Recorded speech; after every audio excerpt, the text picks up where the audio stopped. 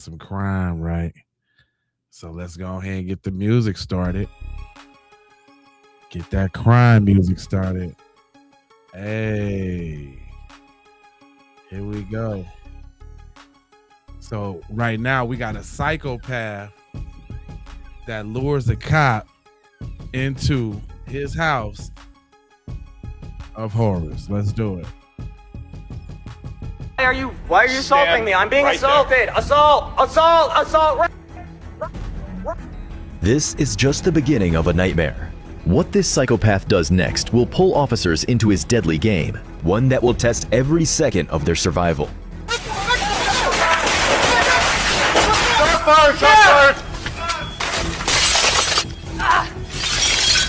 Jay, what up? I'm shot in the arm and the leg, Sarge. 3 officers hit. 1 down. 2 injured minor. Person was shot with a gun inside the apartment still. On December 31st, 2017, Douglas County Dispatch in Colorado receives a 911 call, one that will soon spiral into officers' worst nightmare. 911, what is the address of the emergency? Douglas County, Colorado. Alrighty, what's going on there? This guy invited me to his house. He was like kind of like move in, and that he like totally freaked out on me. And he kept coming at me, and I put a laser in his eye because I appeared for my health and my safety. Like he was at me. And what was your name?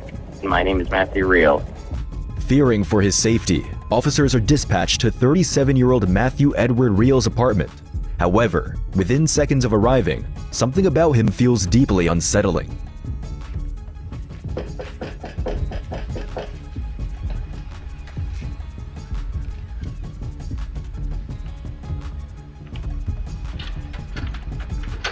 Yeah, hello. Hey, how are you? Good. What's going on tonight? Yeah, well, my roommate freaked out on me and came at me. I even like put a laser in his face and like I said, Okay. you can go and call the police or go to the hospital. Stay where you're at right there, sir, for me. Why don't you come out here with this guy right here? So why did the police get called out here? I called him Then why are we out here tonight? What's going because on? he's going crazy. Okay. He came at me. So when I asked in my you- room, I'm trying to explain to you and you're not listening. Why aren't you listening? Go ahead and step down the stairs. Let's go. No, I want to Downstairs. Let's go. No, when I asked you what's going on tonight and you said nothing. nothing. I was doing nothing. That was the plan. No, I didn't ask what you were doing. I said, what is going you on said, tonight? what's going on? I thought nothing's going on. What's up? And why did the cops get called out here? Because I called them. Okay, so why did you call the cops? Willie Lynch in the Because he building. came at me. And So I believed that's him. I was what's worried going about on. his safety. Jason That's what's Brown going in the on. Yes, building. okay, you got me. All right, the ambulance. He needs an ambulance. I lasered him in the face, okay? From the very beginning, officers notice Matthew behaving abnormally, but it's nothing compared to what happens next. Your driver's It's license. none of your business. Actually, it is because you Oh, called no, us I was out just here. in there. You just took me down the stairs. I'm gonna go back upstairs. Whoa, right there. whoa. Why are you assaulting me? I'm being right assaulted. Assault. Soon after, This dude's Deputy a Taylor weirdo. Davis arrives at the scene. But as she tries to make sense of the scene, every word from Matthew only makes things more complicated. None of your business. Actually, it is my business. No, not at this point. He's across the line, I think. Well, This now is you're my- I want alleging, my domestic- now you're this alleging is my domestic domestic- disturbance, yes, so yes, I am. now I have to know how long you've lived here and how long Several it's been. months. Okay, there you go. Are you reading your script now, officer? Foot full of Put your hands on my neck again. Big night. Yeah, put your hands on my neck again. Put your hands on my neck again. If you keep yelling like that, I will take you to jail for disorderly conduct. You got It's already been explained to you once. So quit You got yelling, okay? So, This is just a little bounce. Just be quiet for a This is second, domestic okay? relations. I understand that, okay? Noise outside. Outside I out opened the door. here, or out in the Yeah, apartment. yeah. So I went out. Okay. I looked around. I smelled the marijuana. So I sprayed the Glade around to clear it out. That's a good idea. Right? So it doesn't smell. I know those guys have died. Right? So I sprayed it around because I could smell somebody outside, though. Right? I smelled somebody outside. So I sprayed it around. And then I went back in, and that's when he came at me. Did he hit you? No. Okay. So he's just yelling at you? No. But he's touched me before. Okay. Okay, he's pushed me around. Okay. I'm fine. I'm worried about him. Like, I needs an ambulance. Like, I'm afraid I lased him in the face. Why was he, like, that really scared me. I'm like, please. He's okay, I'll talk to him. To better understand the situation, one of the officers heads upstairs to speak with his roommate. What's going on tonight? We had a noise complaint last night. I got like a notice from the police office. Okay. Roughly about 125, about 125. He started shouting out the door or something. I don't remember what. And I went to confront him. I said, What's he talking about? I don't know what is he talking about. Okay. So, what's he upset about? I was asking him, what time is it? Okay. What time is it? Okay. And he freaked out. I came out like this, do you know what time it is? And he ducked into his room. I said, Matt, do you know what time it is? Because he wouldn't stop. And he was being really loud. Yeah. And that's when he started with Matt Thompson. Illogical things. Yes. Kind of like what he's doing right now.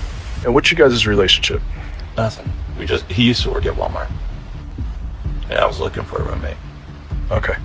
Don't tell me you tried to call it domestic relationship. 100% what he tried calling it. No. I'll get a Bible and put my hand on it. No. So he's saying he shined a laser in your face, but it was a Maglite like flashlight. I'm assuming that. Okay. Because he was holding it like this and flipping it back and forth, so I don't know for sure. Okay.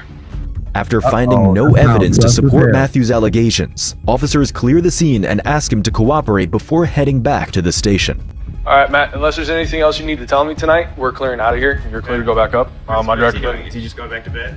He's gonna get ready for work and leave. I'd recommend for you just. When I get ready. If I can finish talking, I'd recommend for you just to go up, go to your room until he leaves, and just get that distance tonight. Okay? All right. Anything else for us? No. All right. We're out. What they don't know is that Matthew isn't done yet, as the night turns upside down when Matthew makes another 911 call, one that will soon escalate into something far more dangerous. Seatbelt of your emergency. I need to file a restraining order, an emergency restraining order against my domestic partner. Has this been physical? I knew they was. I knew they was. Yes. Last time, yes. He came at me, and the deputies were here, and I'm really worried. They didn't even arrest them, and he's pushed me around before, and I told them. Well, my deputies are headed your way right now to talk to you about getting an emergency restraining order. Thank you so much. Thank you. Bye. Bye-bye. Minutes later, officers return to the scene. Outside, items lie scattered below the window, hinting that something violent may have unfolded inside. Officers move in cautiously, knowing a single mistake could make things worse.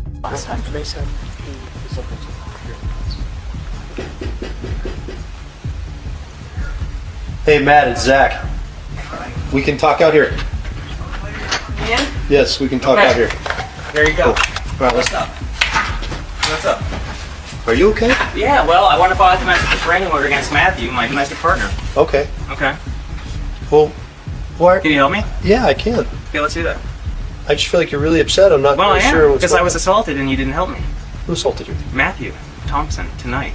He wouldn't leave me alone. He invited me in, and then I was like, please leave me alone.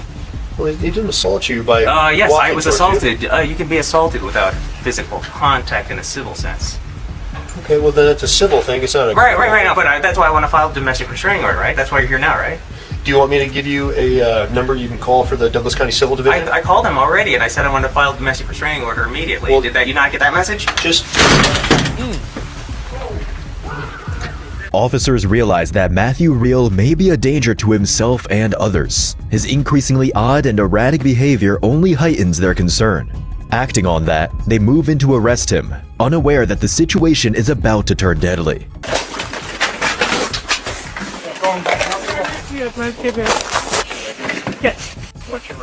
Matthew, come out!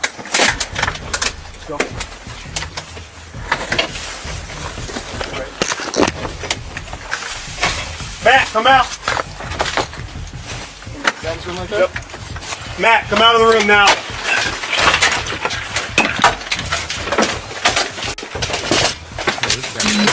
Ironing board.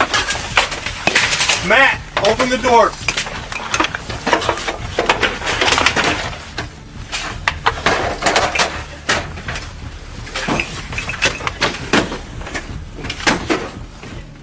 Open the door!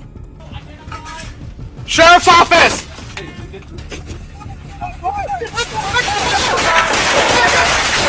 Shot fired! Shot fired!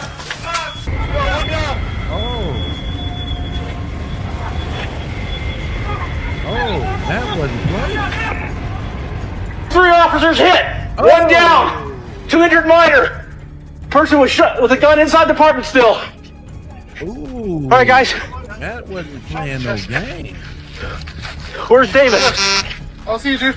She's inside with them.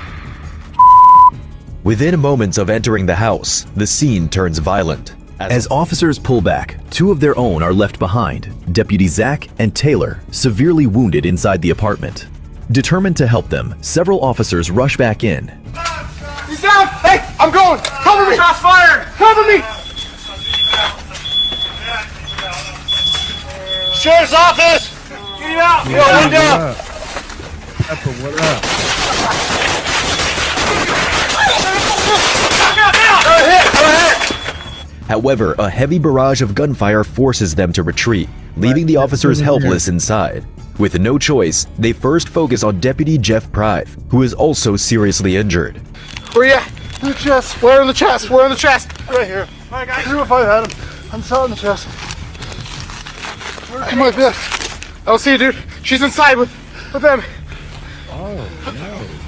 I'm shot in the arm and the leg, Sarge.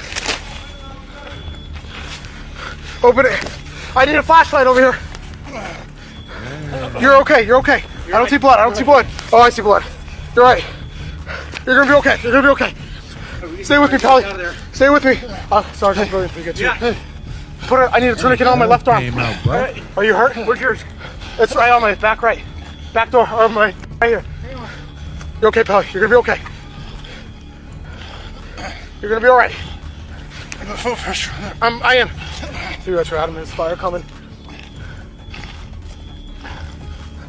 My left arm. Up high. Yeah. You okay? I know that escalated quickly, didn't it, Drizzy? You're okay, Polly. You're gonna be fine. You're doing just fine.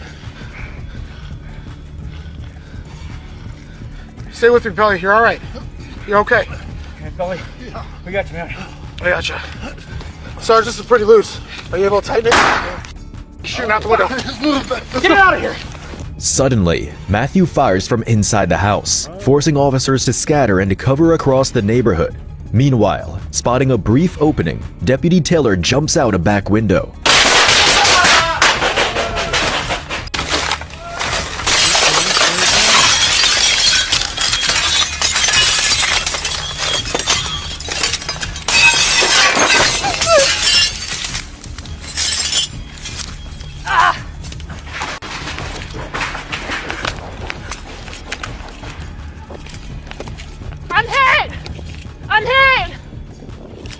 Another one?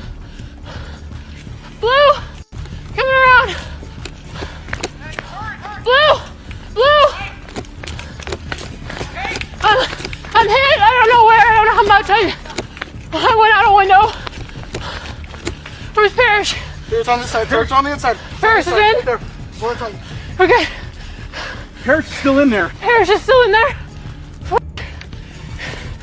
Where's the hit? Oh, my chest. Okay. In no time, injured officers are quickly rushed to the hospital. Ready? 1, 2, 3. We got you.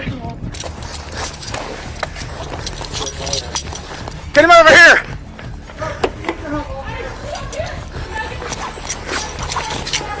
Okay, what? Sorry, this is you. Wait, I need you to help carry my arms. Yeah, I have that arm.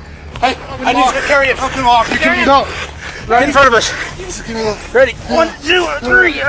We got you. We got you. Backseat my truck. Backseat, let's go. Oh, stay there. Long cover. Yeah. I'm going in on the other side with them. Yeah. Okay, we got you. Ready?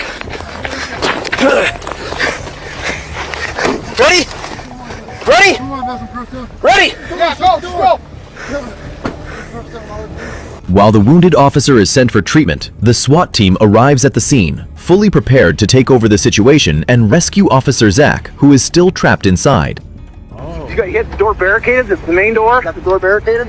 We flew through that, we kicked through it. Should you come in, the hallway to the right, that's his bedroom, that's where he is. Oh, they got Zach, can you hear me? He done turned Zach, up. can you hear me? Let's go back. Our officer's down inside. He's got a radio. Yeah, he letting on. He's got Parrish's radio. Harris, can you hear me? 309 Adam. I'm not getting any answers from our deputy. I can hear his radio inside. I can hear the suspect reloading.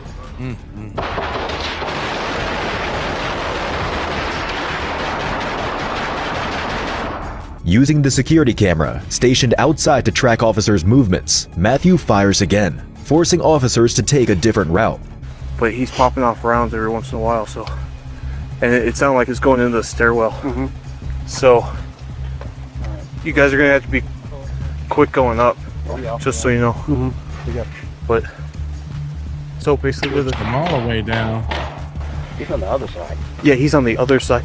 We're on the south side of him. So which way is he shooting? There you got. Let's get. Here you go, Brent. All right. On the north side, there's a balcony. Door faces south, and he's shooting through the exterior wall south along that stairwell. Instead of going in through the front, officers shift their plan. They scale the neighboring balcony instead, knowing a direct approach would tip Matthew off, making it even more difficult to rescue Zach. Oh, I don't know if Zach made it. You glued.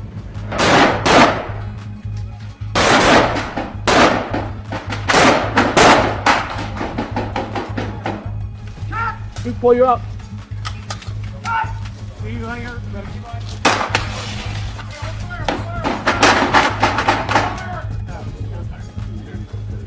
Man's got the firepower. For a moment, the shooting stops. Seizing the opportunity, officers slip through the entry and bring Zach out of the house. You go in the truck? Okay. We only need us three. Go. Get better. Go. Yeah, one of the officers was in the crib. With Deputy Zach fighting for his life, there is no time to waste. He is rushed to the hospital immediately. Not long after that, the SWAT team moves in, closing in on Matthew. But the situation is about to take a troubling turn.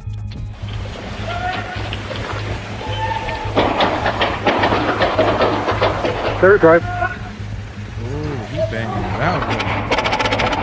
Ooh, what's that? Unfortunately, Matthew is killed in the exchange of gunfire. As the operation ends, more disturbing details surface. It turns out Matthew had escaped from a mental health facility, and within days of his release, purchased a firearm. However, the tragedy doesn't end there. Hours later, Deputy Zach Parrish is pronounced dead from his injuries, bringing a grim end to the case. Damn. I'm gonna. All right, y'all. We gonna keep it rolling. We got killer wife tells cops 53, 431, 890. Different strokes. Let's do it. No! No! I can't leave without him! Blue, ma'am. Oh, God, please! Oh, God, please help me!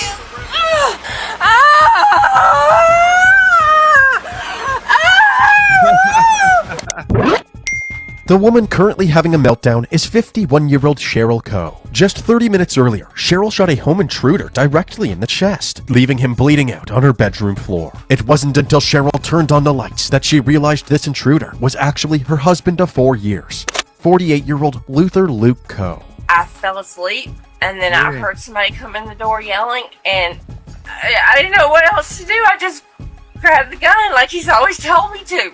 I shot the gun twice. And the second time he said I shot him. And I realized it was him when I heard him speak. But was this really an accident? The drama began on June 23, 2021, when Cheryl called 911 to report the shooting. Deputies from the Coweta County Sheriff's Office were immediately dispatched to her home, about 50 miles outside of Atlanta. I didn't read the notes, man. I didn't either. Something about gun went off. The deputies were met with silence as they entered the garage and checked the backyard. They're back here. But as they made their way into the home, both Cheryl and Luke could be heard calling out for help. Sheriff called me. Sheriff called! Please! Help. To the left! We're here. Bedroom! Where's the master bedroom? All right. Okay, the officer's here! Inside the master bedroom, Luke was on the ground writhing in pain as Cheryl pressed a towel against his gunshot wound. But for some reason, it sounded like Luke didn't want her help. Stop! She told me to keep pressure on it. Yes, keep pressure on it. Keep pressure on it. Is there anybody else here? No, it's just that. Sir. Lay down. Lay down. I know. Lay down, bud. Baby, please. Put that. Yeah, keep that on there. Keep that on there. When Luke sat up, the deputies could see a large gunshot wound on his left rib cage, bleeding severely. I know. Did you tell him 1018? Can't breathe. I needed to get tested by him quick. All right, EMS is pulling up. While they waited for EMS, the deputies noticed 2 bottles of lubricant on the nightstand, an empty cup knocked over across the room, and a 9mm handgun on the right side of the bed. Cheryl pleaded with Luke to keep breathing and to stop moving away from her. Keep breathing. Don't move away from me, okay? Please. It seemed that Luke's ability to talk was slowly fading. Thankfully, it wasn't long before the EMTs arrived, and they rushed to save his life. All right, ma'am. This way, ma'am. We're going to go in here and sit down, okay? Please. Please, no. Please.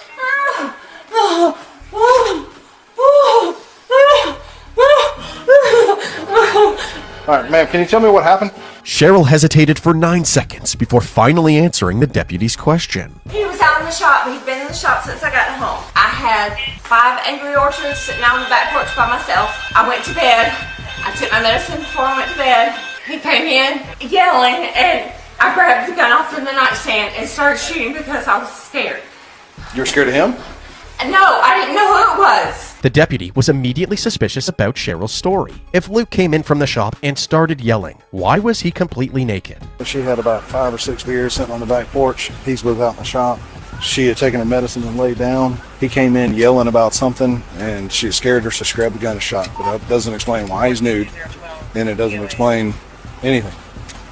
That makes no sense to me. The deputy couldn't help but wonder if this shooting was more than just an accident, and Cheryl was just putting on a big act. Oh my God! Oh God! Please, God help him! Hey, Dorothy. Ma'am, come over here. Let me take her on out. Yeah, let's go down by the trucks. Please help him. They're doing the best they can. What's going on? What's he? No clue, ma'am. God, please! Oh God, please help him! No! No!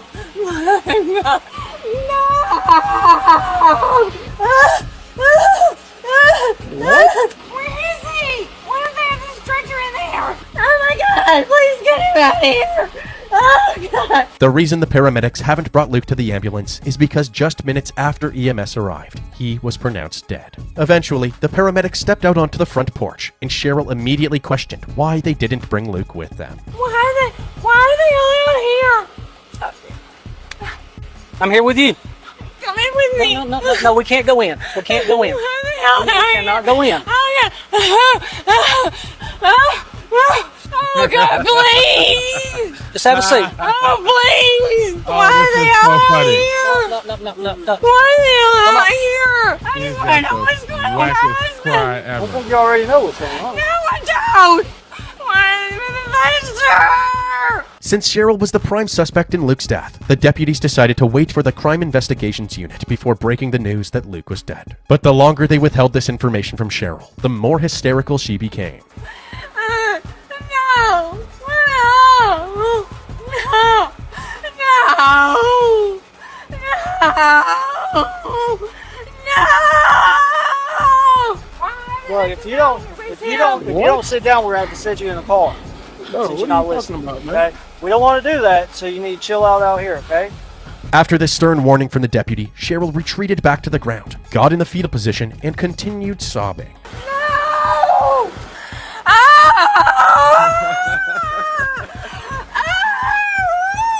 The deputies didn't seem fazed by Cheryl at all at this point. They casually made small talk while her cries of anguish carried on in the background. Unknown problem. Person down at Golden Corral 605. I can't do this without him. Can't do the Golden Corral. Oh my God! Too many hands around it. Do you mind if I borrow her over to Summer's over?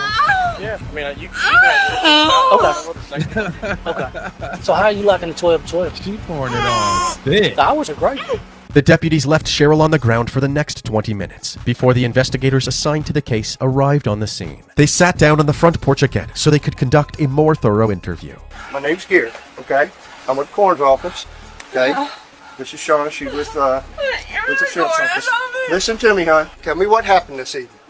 Once again, Cheryl's long pause before answering this simple question raised some red flags. The investigators made it simple for her, telling her to slow down and give them a play-by-play of the last 24 hours. We were disagreeing about something yesterday Okay. that had occurred, Mhm. that has occurred before. Yeah. So was somebody else involved? Not particularly. So we hadn't talked. We didn't talk all day. And he sent me a text at 3 o'clock and told me he was ready to talk. Okay. And I told him I wasn't sure if I was. Yeah. And that I'd be home when I got home. Okay. I came home from work at about 5:30. Okay. I didn't see him. Alright. I didn't see him when I got home. Okay. I heard him and the music playing out there. I got an Angry Orchard and I sat on the back porch. I decided I needed to go to bed because I have to open tomorrow. Uh-huh. I went in and I took my medicine and then I got in the bed. I fell asleep and then I heard somebody come in the door yelling and I didn't know what else to do. I just grabbed the gun like he's always told me to. I shot the gun twice. And the second time he said I shot him. And I realized it was him when I heard him speak. To make things clear, Cheryl is saying that she was startled awake by a man yelling, and she thought he was an intruder. So, she grabbed the gun on her nightstand, ready to protect herself. This intruder then busted through the bedroom door, and Cheryl fired 2 shots. The intruder then yelled, "You shot me!" And only then did she realize that the intruder was actually Luke. But once again, this story didn't sit right with the investigators. If Cheryl realized it was Luke when she heard him scream, "You shot me," why didn't she realize it was him when he was yelling just moments earlier? The investigators also found it strange how vague Cheryl was being about her and Luke's disagreement. We were disagreeing about something yesterday that had occurred, that has occurred before. Yeah. So was somebody else involved? Uh-oh. Not particularly. So we hadn't talked. So they circled back to this subject, and Cheryl clearly particularly. seemed uncomfortable talking about it. Cheryl, no, these are just questions that I need to ask you, okay? What specifically were you all arguing about? Another female? Was he talking about divorce? Are you talking about divorce? Or did any of that stuff come up? No. Can these gentlemen step away? Yeah. Uh-oh. We live an alternative lifestyle. Uh-oh. Where we're with other couples, other individuals since I started menopause last summer and we finally got my hormones and everything straight. He suggested that we go into an open marriage. Cheryl went on to explain that before she and Luke met in 2016, they were both part of the swingers community. But for the first 6 months of their relationship, they decided to be exclusive. Once those 6 months were up, they decided to mingle with other couples. And they continued this lifestyle for the next 5 years. However, it became obvious that Cheryl wanted to participate in these minglings more often than Luke. So he suggested that they upgrade from being swingers to having an open marriage instead. This meant that they could now see other people individually as well. So the argument was over one of y'all want to do that and one of you not, or the people that you're with, or what? Because of where I work and because of what I do, I try to keep everything extremely private. He has misspoken numerous times about the life that we live to people that he doesn't need to talk to about it. Going back and saying things about conversations that I thought were private conversations with him. I accused him of stepping over that boundary again, and he got very upset with me. I asked him to send me a snapshot of the conversation. He wouldn't do it. I should have to trust him. Cheryl said that Luke's inability to keep their private conversations private was a recurring problem. It was clear that this experiment was putting a lot of stress on their relationship. So, on Monday, June 21st, 2 days before the shooting, Luke and Cheryl decided to pull the plug on the open marriage and return to just being swingers. Monday, we got into an argument about it, and I said, let's just don't do this anymore. Ever since we started the open marriage, it's been an issue. He sent a message to the women that he was talking to, the friends of ours that he was talking to, and told them that we decided that wasn't a good idea. However, the next morning, on Tuesday, Cheryl suddenly had a change of heart. She told the investigators that she and Luke had another talk, and they decided to open things up once again. On Tuesday morning, we talked about it some more. We decided we would try it again. I sent a message to the 2 women that he had sent a message to, apologizing to them and telling them that it was just me overreacting and that everything was okay. It wasn't clear why Cheryl did a complete 180, but the investigators didn't want to pry too much and make her feel like a suspect, so they changed topics. Cheryl, I just got another question for you. What was your husband wearing when he was shot? He was naked. Do you know why he was naked? Probably because he got grease all over his clothes and he took them off in the lunchroom. Okay. Does he normally come to bed with no clothes on? Yes, we sleep with no clothes on. Okay. When you were in bed this evening, did you have any clothes on? No. So when did you put some clothes on? When I knew 911 was coming.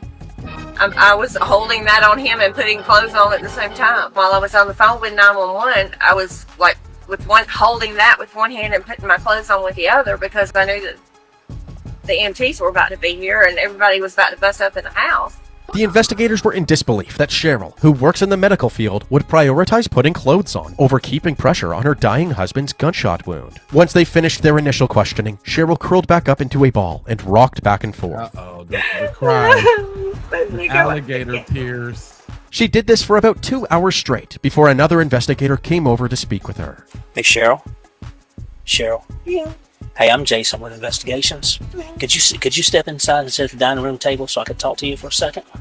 We're just going to go right in here and sit down at the dining room table, okay? Cheryl eventually followed the investigator inside, where they swabbed her hands for gunshot residue and collected a sample of her blood. She was then given an opportunity to call her mom. Mom? No, she's doing the alligators. This is more than crocodile. No, it's not. No, it's not okay. The investigator paid close attention to Cheryl's conversation as she broke the tragic news. The details Cheryl told her mom all seemed to align with the story she gave the investigators hours earlier. The bedroom door flung open and I just grabbed my gun and shot because I didn't know what to think. All I heard was the door slam open and it woke me up and I just grabbed my gun and I shot. No, Mama, I'm sitting here with a bunch of detectives and crime scene investigators and everything else. They've already taken Luke's body off. I can see him. However, at some points in the conversation, Cheryl's overwhelming grief seemed to affect her ability to speak English. Cheryl's phone was collected as evidence, and she was taken down to the Coweta County Sheriff's Office. Cheryl ended up taking a nap on the ground of the interrogation room for about an hour while she waited for the detectives. Okay. I know I introduced myself earlier, but we talked. Investigator Wade, and this is ADA Parrish. Okay, he's with the DA's office. Throughout the course of this interview, the detectives learned that over the past year of being in an open marriage, Cheryl and Luke ran into a lot of jealousy problems. So, they had to set up multiple boundaries to try to mitigate these feelings. The most important rule was that they had to get approval from each other before doing anything physical. However, almost every week, new rules would be added and things were constantly changing, which led to a lot of fighting. The constant arguments, along with Luke's disregard for Cheryl's privacy, is why they temporarily paused their open relationship 2 days before the shooting. They agreed not to see anybody for the next week and focus solely on each other, but this didn't last very long. Later that same day, Cheryl texted Luke from work trying to change their plans. Up until this point, she had been seeing 2 other men, and she wanted to see both of them one last time later that night, before spending time with Luke. I suggested that we spend some time together Monday night, and he said that kind of made his stomach turn. Or me talking about meeting up with somebody else and then us spending time together. Luke was so upset by this that he started giving Cheryl the silent treatment. Even when they both got home from work and Cheryl asked if they could talk, he said that he had plans and suddenly left without telling her where he was going. He was gone all night, so Cheryl assumed that he was breaking their rules and seeing one of his partners without her permission. The next morning, he texted her saying that he was just at his buddy's house and was now ready to talk. But rather than agreeing right away, Cheryl decided to give him a taste of his own medicine, saying that she had plans after work. He asked me what I was doing, and I said it has nothing to do with.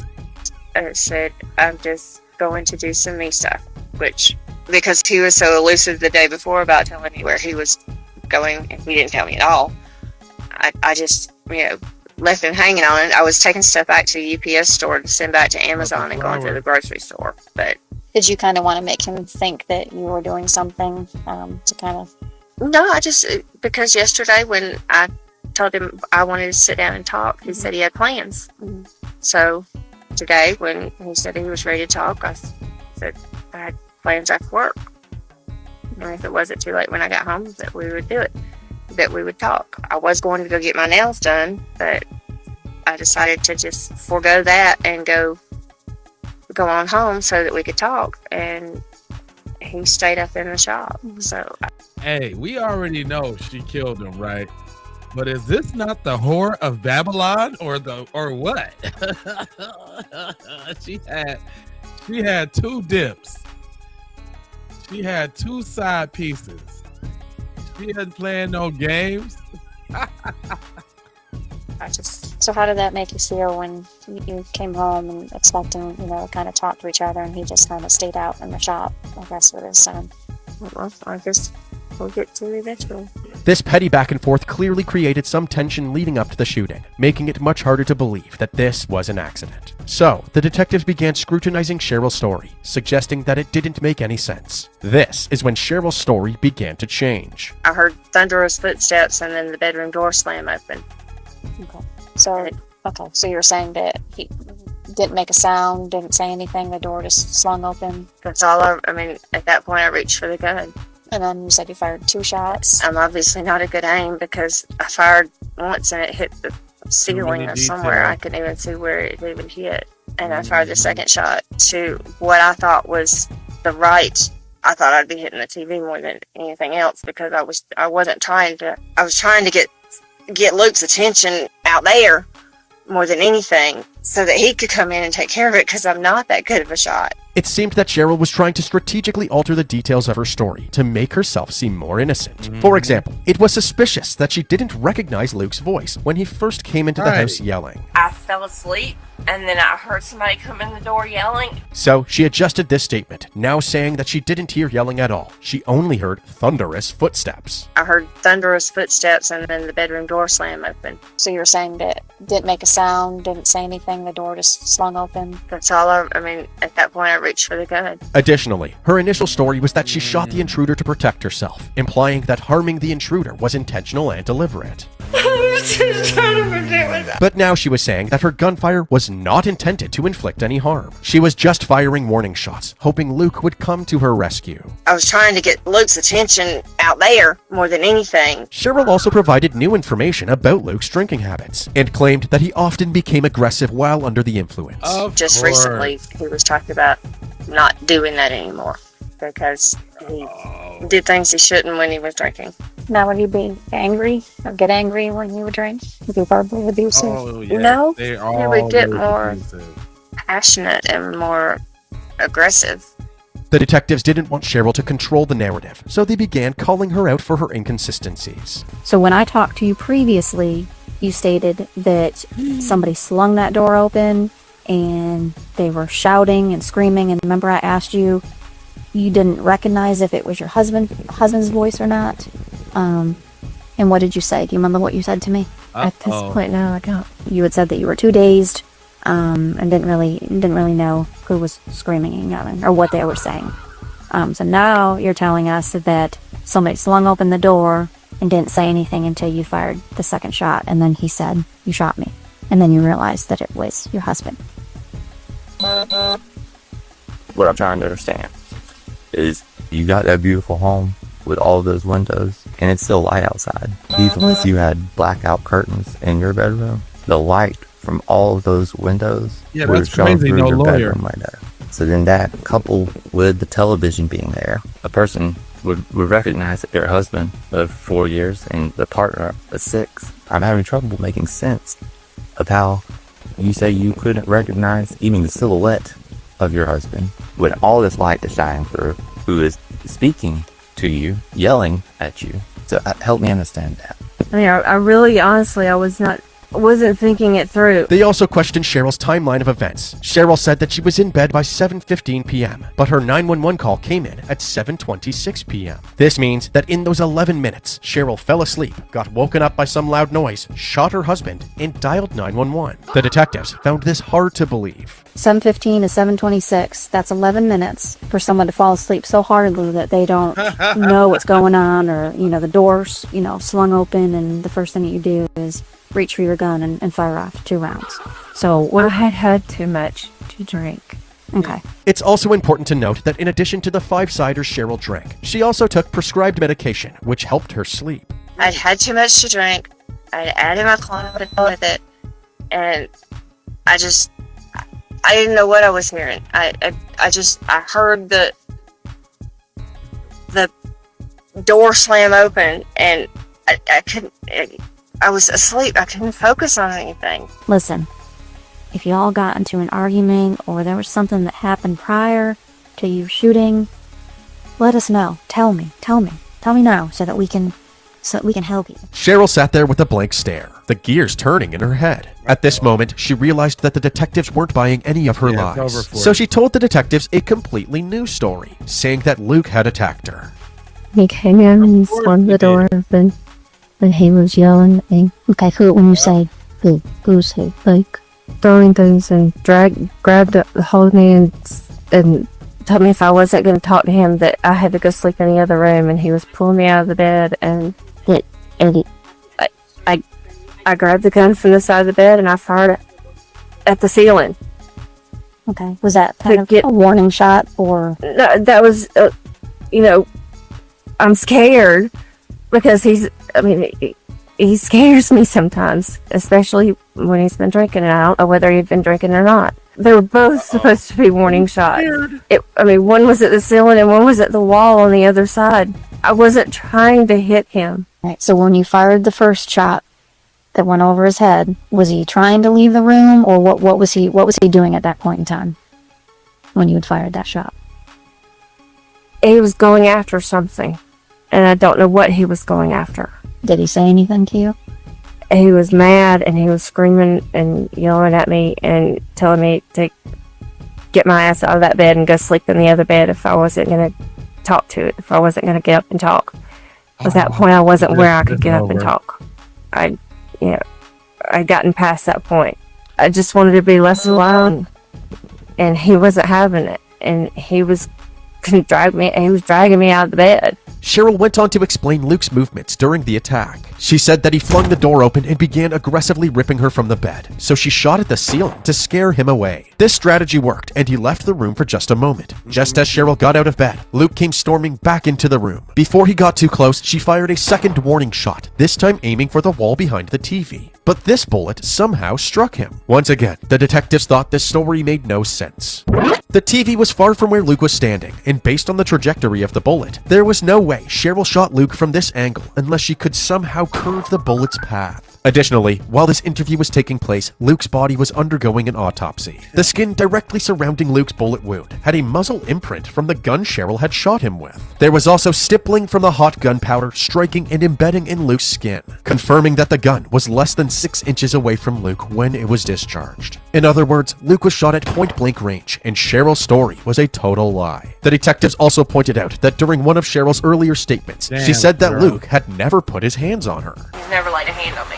This statement blatantly contradicted her current story, so they asked if she was lying. Cheryl clarified that Luke had put his hands on her in the past, but not out of anger. He would only hit her when he got a little too excited in the bedroom. I've gotten used to it. It's not a big deal anymore, but he likes to slap real hard.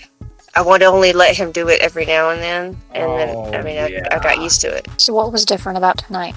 He just seemed more angry tonight. There was no that aggression happens when we're hanging out and we're playing in the pool and drinking, and that's when that type of I don't want to say good aggression, but the good side of it comes out. But this was not. There was no playfulness. There was no kissing. There was nothing before he came barreling in there except me trying to go to sleep, and he wasn't having it. Yeah. Yeah, I bet. I was just trying to hit the wall behind the TV so that it would scare him off or make him leave. Mm-hmm. He's my best friend. He's all I have up here. I can't do this without him. I never meant to do that. Ever meant to do that. The interview was eventually wrapped up, and Cheryl was immediately arrested and charged with first-degree murder and aggravated assault. A woman is in the Coweta County Jail tonight, charged with her husband's murder. 911 got the call around 7:30 last night. Cheryl Coe reported to the dispatcher that she had accidentally shot her husband. They say the deputies rendered aid to Luke Coe, but he died there on the scene. Investigators with the Coweta County Sheriff's Office then arrived. They say they started checking into Cheryl Coe's story, and it just didn't add up. In the weeks following this arrest, the investigators continued to find evidence to strengthen their case against Cheryl. While reviewing Cheryl's 911 call, they learned that she had told the dispatcher that the gun went off by itself. Yet another example of Cheryl's story changing. In an interview with Luke's son, Levi, he said that he had recently learned some details about his parents' open marriage. According to Levi, in the days leading up to his father's death, Luke wanted to go on a date with a girl, but Cheryl asked him not to. However, Luke disregarded Cheryl's request and planned the date anyway. Additionally, when the detectives looked through Cheryl's cell phone, they discovered that just 40 minutes before the shooting, she was texting one of her other male partners about hooking up the next day. The police department also received an anonymous letter stating that on the night of the shooting, Cheryl mentioned to somebody that she was arguing with Luke because he wanted to get a divorce. Cheryl's trial began on February 24th, 2025. During the trial, she took the stand herself and told a completely different story than she had previously told the investigators. Unfortunately, by the end of jury deliberations, they were deadlocked, so the judge declared a mistrial. Her second trial began on August 11th, 2025. Cheryl took the stand once again and told yet another version of events. Under cross-examination, Cheryl admitted to lying to the police, to lying to the jury during her direct examination, and to lying under oath during her first trial. This time around, the jury saw through Cheryl's repeated lies and found her guilty on all charges. Cheryl Coe was ultimately sentenced to life in prison without parole. She currently resides at the McRae Women's Facility in Georgia, where she will spend the rest of her natural life behind bars.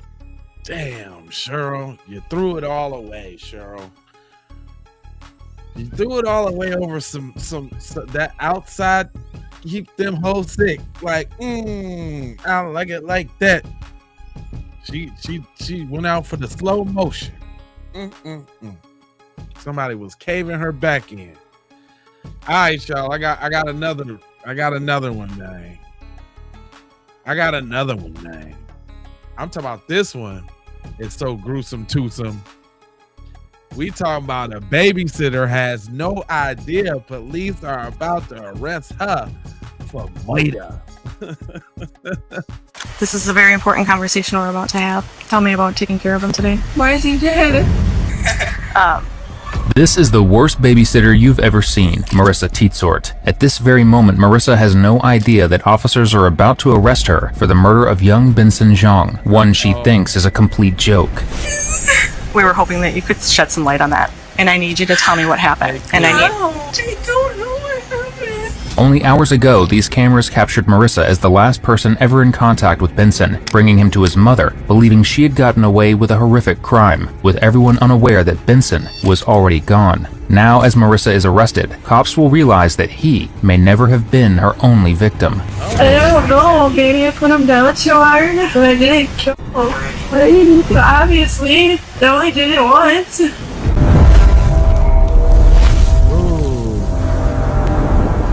It was the night of October 18th, 2018 in Wausau, Wisconsin, and Heather Gardner had just picked up her children from the babysitter. With a long list of errands still ahead of her, she stopped by a local laundromat to wash and fold clothes. Accompanying Heather is her sister, Jessie, and Heather's two children, 2-year-old Jathan and young Benson. It's a cold night, and Benson is bundled up in a thick snowsuit, asleep in his car seat with a hat covering most of his face. At first, Heather doesn't think much of it and lets him sleep. But only a few minutes after they walk inside, something doesn't feel right. While playing with Jathan, Jessie notices that Benson hasn't moved once since the drive over. He is awfully still, which is quite unusual for someone at his age.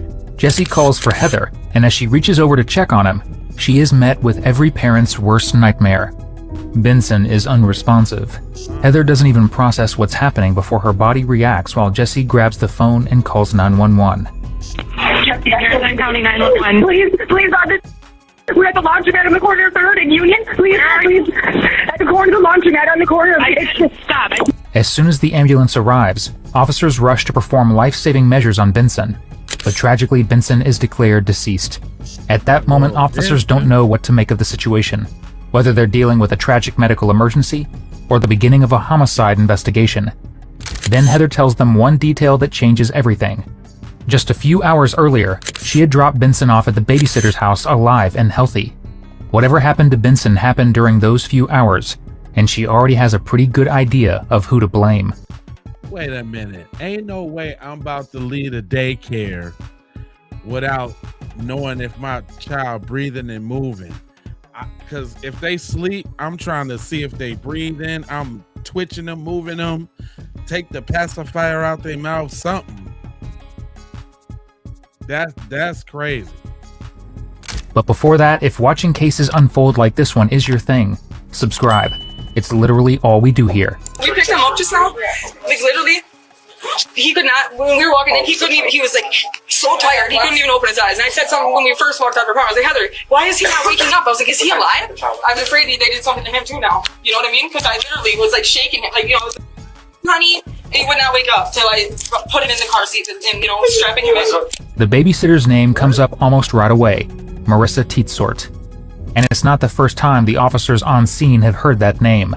Marissa has been connected to other victims getting hurt while in her care before. I'm very sorry for what happened. Are you guys going to get her? We're gonna be going over to that house, okay? Please go, please. Like I have all the texts from her saying that she read and she was pushing us out the door. Okay. They were already packed up. What would you like to do at this point? So, I want to know what happened as to far my as baby. see, obviously, I want to right. know if he's been dead. I want to know if she gave him to me dead already and she Right. knew. So obviously our detectives want to meet with you and get all the detailed information from you. Would you be willing to come down to the police department and talk to the detective there, or do you want to stay here? I have my son here. You can bring your son. While Benson is taken from the scene, detectives start looking into exactly how Marissa is connected to Heather. Have you picked him up from there before and he's been sleeping? He's always sleeping usually most of the time. By 9? Yeah, that's pretty late, so. Yeah. I mean, when I get done with work, sometimes it's not 10 till 10 or 11. Because I work usually at least 3:30 to 9, and then... And did you work today? No, I didn't. I was out running around and doing laundry. Sure. And then the reason why I didn't finish the laundry before I picked them up, she texted me earlier, and she said to me, I called my sister to come with me, to come help me. So this is your sister? Yeah, that's my sister. Because I couldn't do both kids and the laundry, you know? Sure. And JB was busy at the house. And so she said to me, my sister was just texting me and Kira's texting her. She just told me my name is on pilot review for the allegations of those 2 girls I was watching. So I have court and I'm not supposed to be watching any other kids. So don't say anything to anybody that I do yours, KK, or anything. We'll get in lots of trouble. KK girly and don't want to get in trouble, so don't tell anybody or anything. Are you paying her to watch your kid? I am. $40 a day and $80 a week. Marissa and Heather had known each other for some time, and Heather often trusted her to watch the kids while she's at work. $40 a day, $80 a week.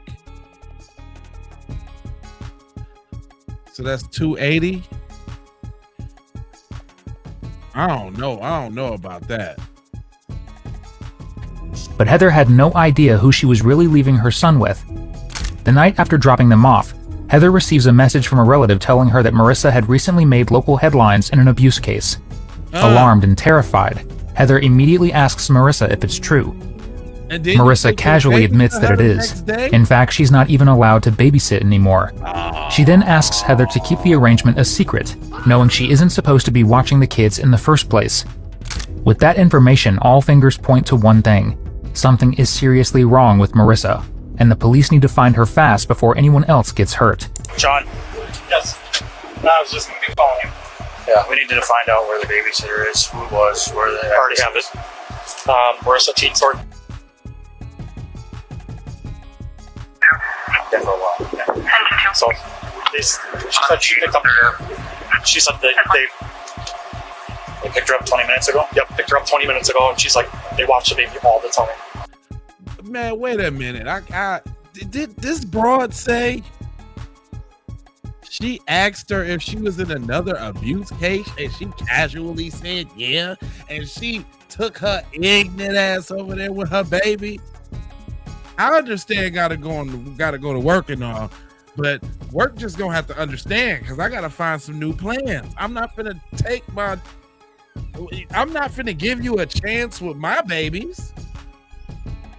I ain't finna see if you redeemed yourself with my children. The hell? I'm just saying, is it just me? She always has the kids ready. So, and they said it was kind of weird because it's almost like they were trying to rush him out the door. So, I don't know if they knew. I bet you they hightailed it out of there. Yep. So we need to get someone over there. And that someone is none other than Detective Holtz. She's actually dealt with Marissa before, so she already has a sense of what kind of pattern she might be looking at.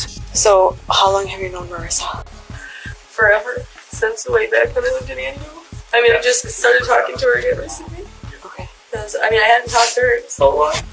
Her sister Brittany worked with me at Olive Garden, and she used to come in with her little baby, because she has a little baby too. And then she was like, well, I can babysit for you and everything, and if you ever need a babysitter, because usually Jamie's mom watches the kids for him. That's weird. Girl, I don't even know you. You came through at a job with my girl, cousin, friend, sister. What? Hey, hey, I wonder, do the mom get any charges in this? Because this ain't even, if this the mom talking to y'all, by the way, and she's just ruining it for me. And so Marissa was just watching every once in a while when Jamie's mom was busy. And then it started being more often because his mom works during the summer and stuff. And she's been, and now his mom's been gone in Cali. She's had like every day at work except for I called in Monday and Tuesday this week because Blitzen was sick. Okay. So she usually takes care of him every day that you work? Yeah, when Jamie's mom does. She's been his mom's big. So not a super regular schedule, just when Jamie's mom is unavailable? Yeah, pretty much just whenever Jamie's mom tells her she's busy, I call her that day and I'm like, hey, can you watch the kids? And see, look, I don't want to victim blame because I know it has to be tough for a mother to lose their kid. I'm not trying to beat up on her. But I'm just saying, at some point, though, you got to take the signs, boo. You don't know this girl. This ain't a family friend. This ain't somebody you grew up with since knee high to a tree high. This ain't family. It's strange that they offered to watch your kids out the blue. I'd be looking at you funny. Like, what you mean watch my kids? Huh? Like, nah, I'm cool. I'll figure something else out. And then fine, cool. Everything was good all up until today, right? Until the day you asked her, was she involved in another case for abuse, and she casually said, yeah. That's, I mean, come on now. At what point don't we hold people accountable at that point? Right?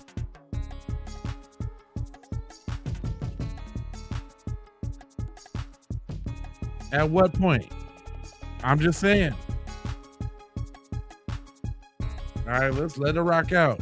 Okay. I mean, it's nothing like that we planned ahead of time, except for now, because Jamie's mom's gone, so she's been, we had planned on a price and everything per week. I think she was going to watch him every time. So, when did she start watching him, like, on a full-time basis? How long has Jamie's mom been in California? A week. So, every day then? Or just the days that you work? Just the days that I work. And then today I didn't work. I was running around doing errands in laundry. And I asked her to watch me. And I said I would pay her the regular weekly price then, because I stayed home Monday and Tuesday. Okay. From work, she didn't have the limits. Okay. Today was my original, one of my original days off. And I just had a lot of stuff to get done because Benson's been sick and home. While Holtz is gathering background information on Marissa, Jesse mentions something that makes the situation even more urgent. I sent her a text too on Heather's phone and when this was all happening. I shouldn't have done it. I shouldn't have. But I said. What did she say? She didn't say anything there. Sorry. Can you tell that she read it? I was just very angry. Was it like a Facebook message or a text? Or a text. It doesn't say. Sorry. No, it's alright. I just was really angry and I was asleep. I was on Heather's phone and saw her name and I just couldn't. I'm sorry. That text changes the situation completely.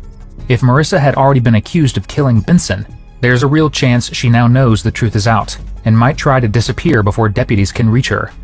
But Detective Holtz needs more information before she can make a move. So tell me how you dropped him off. What was he dressed in? The same clothes he's wearing with the snowsuit. And his hat or anything? No, because he had his hood up on his vest and he had the hood up over his thing. His hat isn't always executive. Okay. And so when you took him there, did she like grab him right away out of the seat? Did Yeah, you she just was put the taking him out car of the carrier? seat when I was taking Jason's phone and stuff out. Okay. Because Jason always cries when we drop him off. And to answer your question, Jesse, I don't know.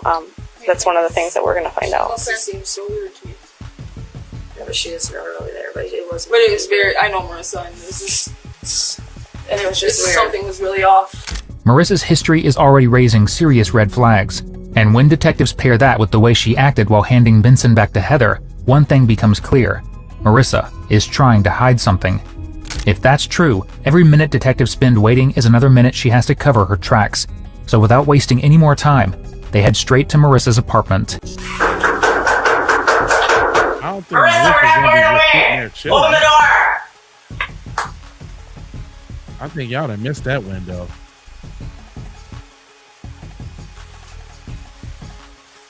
If she's still sitting there chilling after she killed Just the as baby. detectives expected, no one comes to the door, so they eventually decide to force their way in. Police department, arrest warrant.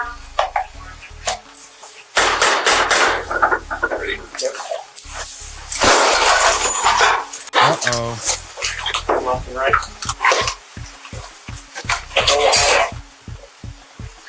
Get all.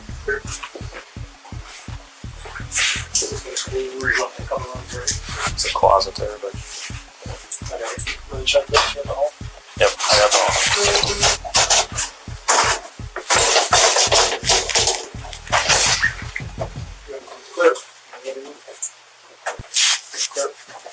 The apartment is empty. Officers search every room, but there's no sign of Marissa anywhere. With their only suspect gone, they begin looking for anything that might reveal where she went. And before long, one unusual discovery immediately catches their attention. Uh-oh.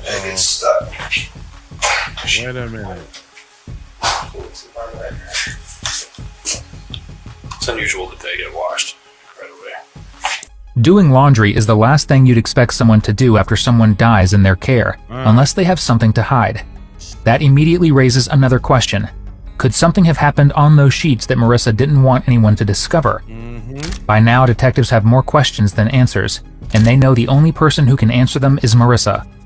Luckily, her phone is still on and giving off a signal, eventually leading them to her location. Detective Holtz gets it traced to a nearby hotel called The Plaza.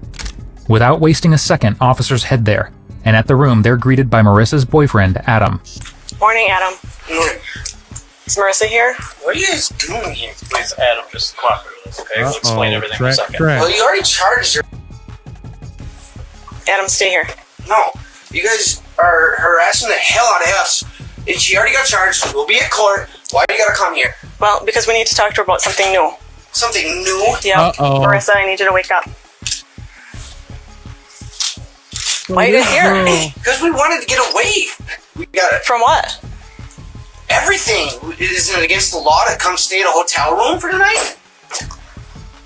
Can you get up so I can talk to you? Tell me about taking care of him today. Oh, I was just watching him and he was fine. Okay.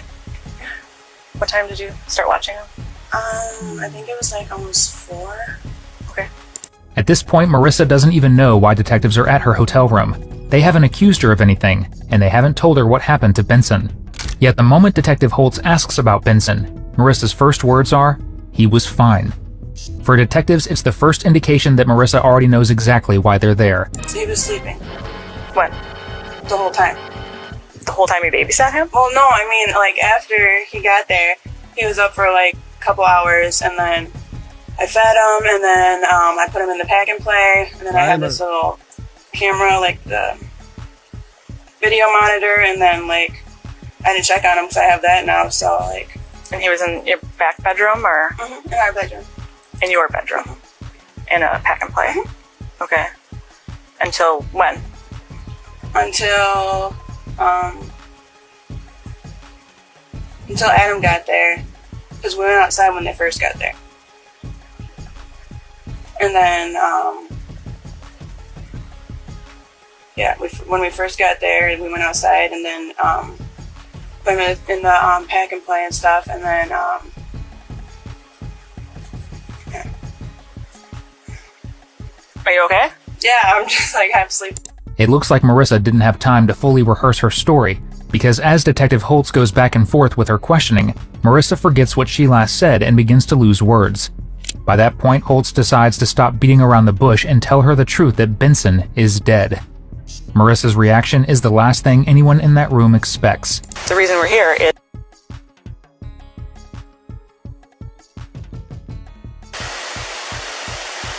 Why is he dead?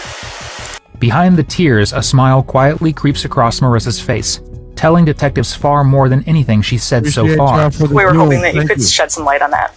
Winston. I don't know. Tyler. Marissa? That. And I need you to tell me what happened. I don't know what happened. This is the most important conversation you will ever have in your life. I'm telling you. I don't. No, you're not telling me. You didn't tell me last time, and you're not telling me now, and I need you to tell me the truth. Heather deserves to know what happened. I know. Where?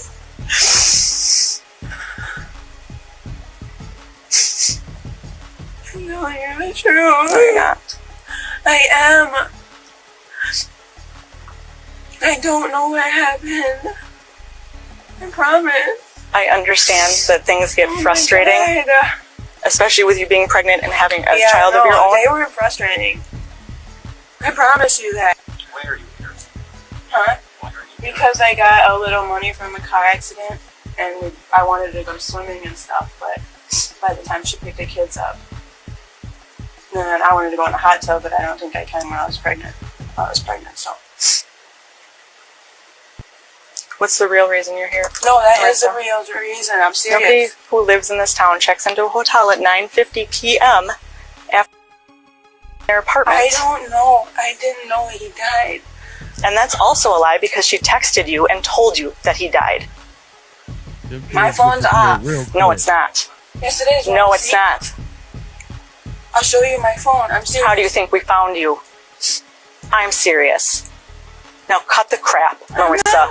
This is the third time we've had a discussion with you about a care, and now one is. I didn't do nothing to him. Then who did? No one. He was fine. Did Adam do something to him? No, no one did anything to him. He was fine. He was fine. Don't just. We're not.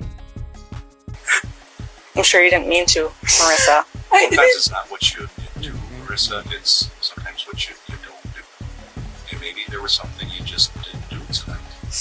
And left him alone for too long. You're excited? Was it an accident? Yes, you. Did you leave him alone? I left him in the pack and play after we got off. After we got back in from outside. Was he okay? He didn't make any noise. I have that video monitor thing. I didn't promise you anything. I will never. So how long was it that you didn't check on him? So start over. It was like after when like before Adam got there, he checked on him. Did you know that? Oh, baby. But I didn't kill him. I know. Oh my god. How did you know? Huh? How did you know? Just because it was been that. What? Well, he does sleep that long, and like, but How she I don't know. snapped It back like and felt forth cold. like that? I was scared. My sure. boyfriend wasn't there and everything, so oh my god. I'm sure it's scary. Marissa's reaction is unusually detached for someone who had been caring for Benson for the past several days. But the biggest question detectives can't get past is this. If Benson was already, why didn't she call 911? Why spend hours carrying him around instead of trying to get him help? As detectives dig deeper into Marissa's past, things only become more concerning. She's the mother of 5 children, but 4 of them had already been removed from her custody following previous investigations. At this point, Marissa has very little room for error. One wrong answer could tie her to Benson's death, and the investigation could take a turn she won't be able to come back from. Went to McDonald's. No, I brought him with.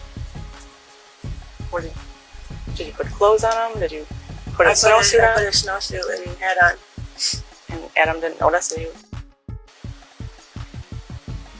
He probably just thought he was sleeping. Okay. And then everything after that is the truth about you going to McDonald's and coming right back. Okay. Did you go through the drive-through or No, did we you go went inside? in. We went in. And we had it was like 15 minutes we were there. We had to wait for fries. What was your thought process as far as when Heather came to pick him up? What do you mean? What did you think was going to happen when Heather came to pick him up? I don't know. Like, Did you think she wasn't going to notice, or? oh yeah, That she was or wasn't going to notice. she was gonna notice. How long have you two been friends? We've been friends for a little while. So why are you really here? Because we haven't been to a hotel since like my daughter was born. Nothing to do with what happened tonight. And I did want to go swimming in the hot tub. Okay. Because of my back, but then Adam's like, remember, you're not supposed to be in a hot tub. And then there was other people down there, and then he was sleeping. So How did you explain that to Adam? what? Coming here. I have to believe it has something to do with what happened Oh, at your yeah, house. no, I Like, said I would be my back. pretty creeped My out back. if My back hurts. Did you get a text message? Do you remember getting a text now from Heather? From Heather's phone? From Heather's, yeah. What did it say? It wasn't from her, it was from her sister. What did it say? It said my sister. Did Adam see that? No. Where were you when you got that message? I wasn't here, and he was in here, but I think he was like messing with the baby or something. So you guys share a phone? Detective Holtz works on breaking Marissa's story apart. Meanwhile, officers back at the apartment turn their attention to Adam. They need to find out whether he is just caught in the middle of all this, or whether he plays a bigger role than he's letting on. What time do you guys think you got to McDonald's?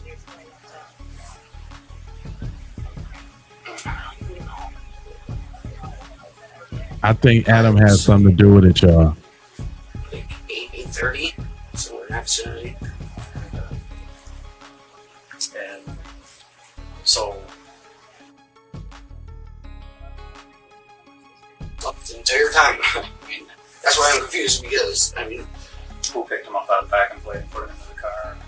I picked him up and put him in there. It's absolutely normal to me. I mean, I guess what's happening tonight? This morning. He probably knows more than I do. I mean, apparently, the nurse was watching her. I don't know exactly when, but he knows about as much as I do. Did you have any concerns because you went hunting or what you? Yeah, I was hunting, standing behind her 100%. You know, I feel like a goddamn idiot because I don't know who to believe. She's home alone. I mean, we're not together very often. Did you ever have any safety concerns with your own child? Not at all, and that's why I don't understand this. I was telling these guys, every time this stuff happens, I'm never around until I got home. Yeah, right. You're never Kids around. Went to McDonald's. Y'all see how quick he threw her right smooth on under the bus? We're never around. We're never together. Trust me, if that's your girl, you know how she get down, cause y'all done got down together. When you're back home. I'm not exactly sure on times, but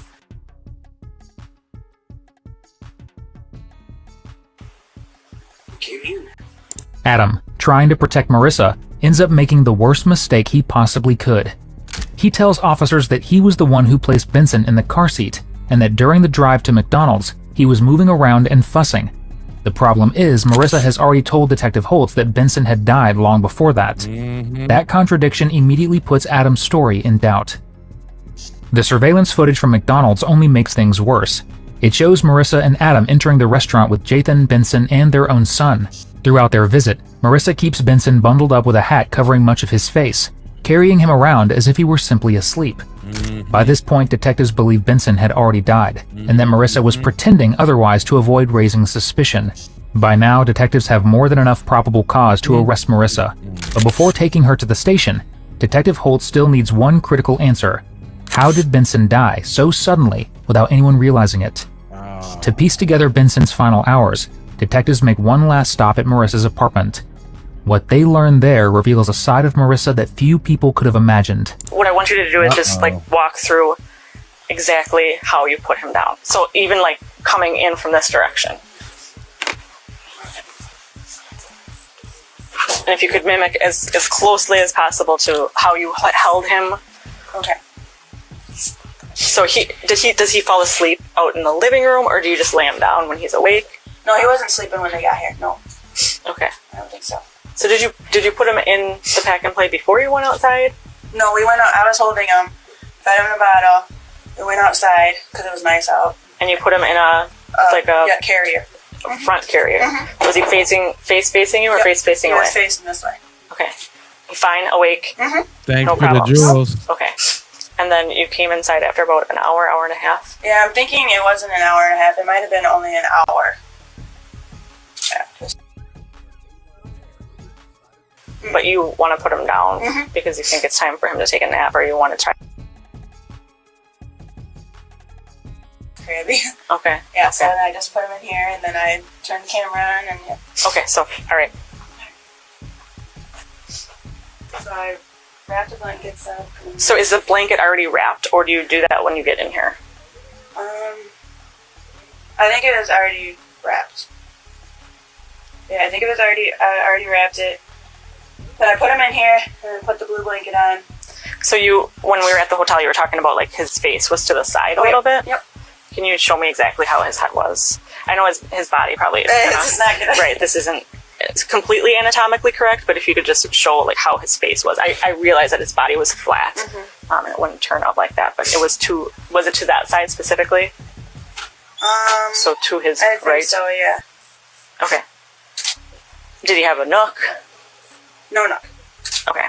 Just the receiving blanket and then his blanket. So the receiving blanket was already folded up and laid down before you came in here. When would you have done that? I think I did it. I laid him on the couch, then did that, and then brought him in here. And then because we haven't plastic, the window was really cold, so then I just put the blue blanket over him. Okay. So you laid him on the couch first, and then brought him in here. Did you fold the receiving blanket out in the living room then? No, I bring brought it in everything? here. Yeah, I brought it in here, and then I folded it. And then you went back and got him and brought him. Okay. And then you just put the blanket over him, no tucking. I don't think I tucked it. Okay. I don't think so. Okay, just kind of laid it over him. And he wasn't near a corner, he was in the middle. Yep, he was in the middle. And when you found him, exact same position, or was he different? I think he was in the same position. 1,000. Okay, I need you to really try hard to remember because this is important. I know. Could he have been in a different position? But was he still in the middle? Had he Yeah, creeped no, over? he was in the middle. I think he was in the same position. Was his face still out to the side, or was it different?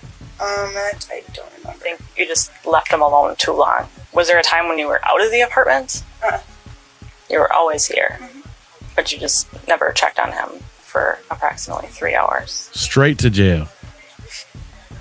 And the reason for that again? Because I had the video monitor. Tyler, good looking. Were you watching it the entire time, or? No, but if like there's any noise, it like you can hear it. So what do you think happened? Probably or something. I don't know. Marissa remains ice cold throughout the investigation, smiling, as if she knows she will eventually get away with this. Soon the detectives realize they're hitting their heads against the wall, so they take her down to the police station. But one question still hangs over the entire case. How did Benson die? That answer would eventually come from an autopsy. And once the results are in, detectives find themselves sitting across from Marissa once again, this time with evidence she can't explain away. So, before we get into anything specific, is there anything that you, having had time to think about what happened, and I know it was all kinds of whirlwind the other night, having time to think about it, did you remember anything, have anything to change about what? Not really.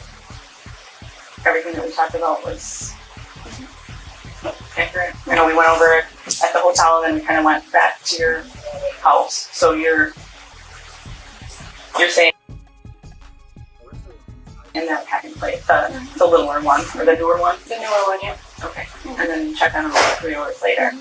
Okay. Well, as we discussed, I did go down for an autopsy yesterday. And I can say without a doubt that what you're telling me is not true. And that's why we're here to talk to you. So, Heather deserves to know the truth about what happened. And I want you to tell me the truth. It's important for you, it's important for Heather, and it's important for your future, quite frankly. Because it's a serious matter. About as serious as it gets. I'd like to give you an opportunity to explain yourself. I promise I did not do anything to him. And when did he hit his head? He didn't hit him. He hit his head. I don't know how he would have hit him. Uh-oh. Who could have hit him? Here goes the I crap. don't know. Could he have fallen? I'm asking you. No, that was irrelevant. And I want your truth. The truth. Eventually, reality starts catching up to Marissa. She realizes the autopsy has given detectives answers they didn't have before, and that talking her way out of this is no longer an option. Bit by bit, she begins to open up. I don't know. Maybe I put him down too hard. But Maybe didn't I put kill him down him. too hard. Oh my As a mother, God. you're just cold-hearted. Yeah, evil. Evil is the word that I would say. If you're going to allow us to walk out of here without knowing what really happened. I'm not. I Look could to you never. to take care of him. Yeah. How disgusting is that? And you can't even sit here and tell me the truth about what you've done. I am. I didn't beat him. You're for anything. ashamed of yourself, of course. But you know how you can make that right? Is by explaining it. Saying, I had a lapse in judgment. I lost my shit for a little bit, for a moment in time, and I made a mistake. That I can understand. But what I can't understand is you sitting here lying to me. Repeatedly. I'm not. Yes, you are. You absolutely are. I saw a mat from you facing in a pack. Absolutely. Did you go back and check on him after leaving the room? And on his back. Did you say you put him on his stomach? Yeah. When did you do that? After. You said you didn't go back inside. You just let him be. Well, after I did that to him, then I put him on his belly. Here comes the self-preserving Marissa again, and not the caring person. Oh, I promise you. Marissa finally starts revealing what happened. But by now, Detective Holtz can see right through her. Tell me exactly what you did, and if it matches up with the injuries that I saw, then I know that we've got a caring person here who is sorry for what she did. I am. I'm frustrated. Sorry. Sweet. Thank you. You're welcome. I'm frustrated. Marissa Teetsort was originally charged with intentional murder. To avoid a life sentence, her lawyer took a plea deal for reckless murder and abuse, arguing she deserved a lighter punishment because of her mental health problems and past trauma. However, the judge rejected calls for leniency and sentenced her to 43 years in prison, plus 23 years of supervision after her release. Our thoughts are with Heather and everyone who loved Benson. We can only hope they have found some measure of peace after such a heartbreaking loss. That was a tough one, y'all. I'm gonna just go ahead and tell you.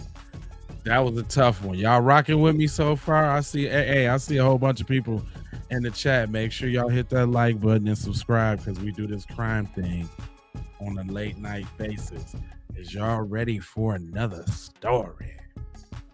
Oh yeah, I got one for you. Hold on now. It says, evil husband leads cops into his murder shed. Oh, this is a murder scene. Decapitation. It's an ugly spot. Blake said her head is somewhere else in the tub. Okay. Inside this quiet Texas property, deputies have just discovered the shed where 21-year-old Jared Dykus allegedly murdered his wife, while the suspected killer remains only yards away among his own family. He called an ambulance on himself the other night. Okay. And said he was under the but I don't believe that he was. I think something's wrong. Look, I didn't do it. You can't even keep a straight face, buddy. On January 11th, 2023, officers in Waller County, Texas responded to an emergency at a family property. The first signs of trouble gave them little sense of how serious the call would become, and the people gathered outside offered no simple explanation. But once deputies reached the small cabin behind the main house, they realized this was no longer an ordinary welfare check. She was just brutally decapitated. She's got wounds to her back. Her head's in the bathtub. I mean, it's a... So redhead? No, she's dark Hispanic. No. The one you got detained, the redheaded boy? Yeah. I got as far Sergeant. I got as far as the doorway. I didn't. Yeah, don't go in. This is a murder scene. Decapitation. It's an ugly spot. Dion's got the suspect detained in his back seat. All right, thank you, sir. Goodbye. All right, so where's the body? So, in there? Yeah, if you step up on the third ladder, up there, you can peek your head in and see. I'm the only person in there. Up here? Yeah.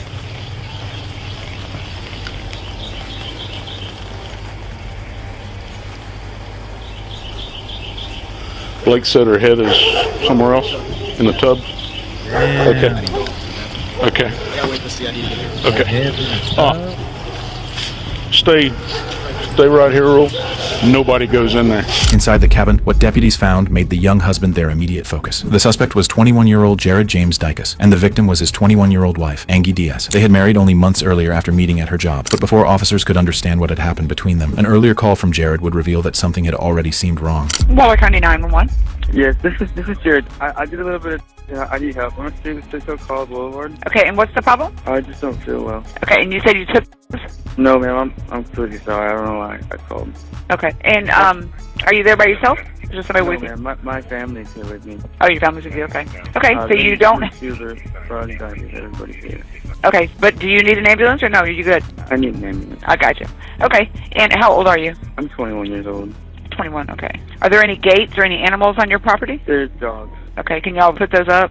Yes, ma'am, they're in dogs. Okay, I got you. Jared, I'm going to have the ambulance on the way, okay? Okay, thank you. You bet, yes, sir. Bye-bye. That earlier request for help offered no clear explanation, but it showed Jared had already been struggling to describe what was happening to him. The more he corrected himself, the less certain the situation appeared, even as his family remained nearby. And yet, one call was not the end of it, as Jared soon contacted dispatch again with the same uncertainty.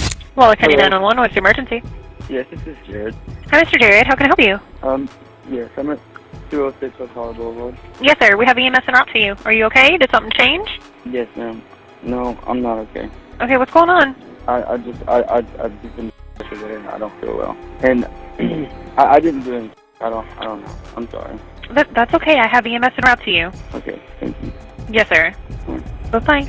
By the second call, Jared's repeated confusion was beginning to look less like a passing concern and more like a pattern. He still could not give dispatch a clear reason for feeling unwell, leaving responders with little they could act on. What happened after that call would matter later, because deputies were about to learn the earlier medical response had ended without a patient. 27. 27. So there's no safe patient confirmed use yesterday. That's clear. It's really muddy here. At this point, the earlier calls had raised concern without revealing what was unfolding on the property. With no patient confirmed during the previous response, there had been no clear reason for deputies to look any deeper. That changed when the family became aware of a much more serious problem, leading to the 911 call that would bring police back to the home. Waller County 911. Yes, ma'am. My name is Rodney Dicus. I need an ambulance and police at 206 College Boulevard. Okay, what's going on? I don't know everything, but my son's wife is... Please. Okay. Please, I'll stay on the phone with Okay, are you on location right now? Yes, ma'am. Yes, ma'am, I am. Oh, my God. Okay, where is he at? He's in my house. Okay, this is your house. They have a building on my property. Okay, and you said this is who to you now? She's my daughter-in-law. She's my daughter-in-law. Okay, it's a female? Yes. Okay. Where is she at in the house? Laying on the floor. With the new call, Jared was no longer simply a young man asking for medical help. His father's fear, combined with Jared's presence inside the main house, made him the person deputies needed to understand first. But before they could question him fully, officers had to separate everyone on the property and learn what the family had noticed in the days leading up to this. Where was old redhead? He was sitting down in the chair right here with his mom. Did he say anything to you? He didn't say. I understand this is difficult. Sorry. I understand this is difficult. Yeah, we're gonna need y'all to be separated right now. Okay, just until we get everything figured out. You wanna ID him? Yeah. Hello, ma'am. I'm Deputy Lewis. I think I've talked to you at the door here a while back about maybe some dogs or something. No, your son's truck. Remember I come knocking on your door one morning and said, hey, you know where that truck's at? Could I get your name, please, ma'am? Lynn, Terry Lynn. Is anybody else here other than you? And that's one of your sons just there? Came. He was Right? gone. He took his dog to the park. Okay, and I that's, called him and told him. that's your husband over there? Yes. Okay. They just woke up from a nap. He told me it happened this morning. Who told you? Jared. Damn, Jared. Okay. And he has been acting really strange lately. Okay. He called an ambulance on himself the other night. Okay. And said he was on, but I don't believe that he was. I think something's wrong. Okay. My involvement is when I walked up. You know something He was wrong. walking the red-headed guy. Mhm. He asked me, we met about where that tree is. He asked me to put him in his back seat. I walked him over there and did. He didn't say anything, and I didn't say anything. Okay. Thank you. I'm just identifying the folks that are here. I've been here. Have you ever been here before? I was here 48 hours ago. Okay. I've been here quite a few times. Oh, when he called the ambulance on himself? That's Yeah. fine. And I need to go get with Daddy real quick. If you don't mind, just, I've asked them, they've been very cooperative, just that they not go in the house while I'm over there talking to Daddy real quick. And, So no one go in this house or the one that... Either nobody in this house, nobody. I at least get my dog, put him on a leash and have him out here because they fight. And they don't have a way to separate it now. Separated. You just put him in there. Yeah, I know, but I mean... He didn't think he wouldn't be able to go in the house? Yeah, honestly. So you bring him out here, you going to be able to tie him up where you're going to eat nobody? Yes, sir. Of course. Yeah. Promise. He ain't gonna, man, just, I'll go in with him. 10 guys with guns here. I'm not going to let my dog run. Okay. Thank you. After hearing the family's scattered accounts, deputies were beginning to understand how deeply everyone on the property was connected. Jared's father was reportedly well known around the close-knit Waller County community, where neighbors had known Jared since childhood, and even the county judge had recently married the young couple. Do you know these folks, Judge? Okay.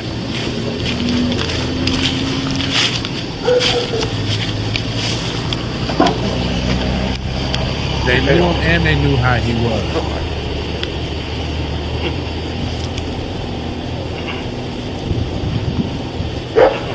After speaking with the family, deputies began to see that Jared's recent behavior had not started that day. The earlier ambulance calls, his mother's doubts about drugs, and the suggestion that he already knew what happened all added to their concern. But with several buildings and family members on the property, a misunderstanding over which home mattered was about to create a new problem. Sergeant. I know you didn't know what this defendant should. Sir? I know you didn't know what this defendant should. Well, I hate it happened. They said that the deceased lady and old boy that's in the back seat of Dion's car got married last September, and all they know is her name is Angie, A-N-G-G-Y. But she works at Cheppy's, or worked at Cheppy's. So if she doesn't have any, I'm thinking, we ain't gone in there. Hopefully she's got there's some ID in there, but they could ID her if there's nothing in there.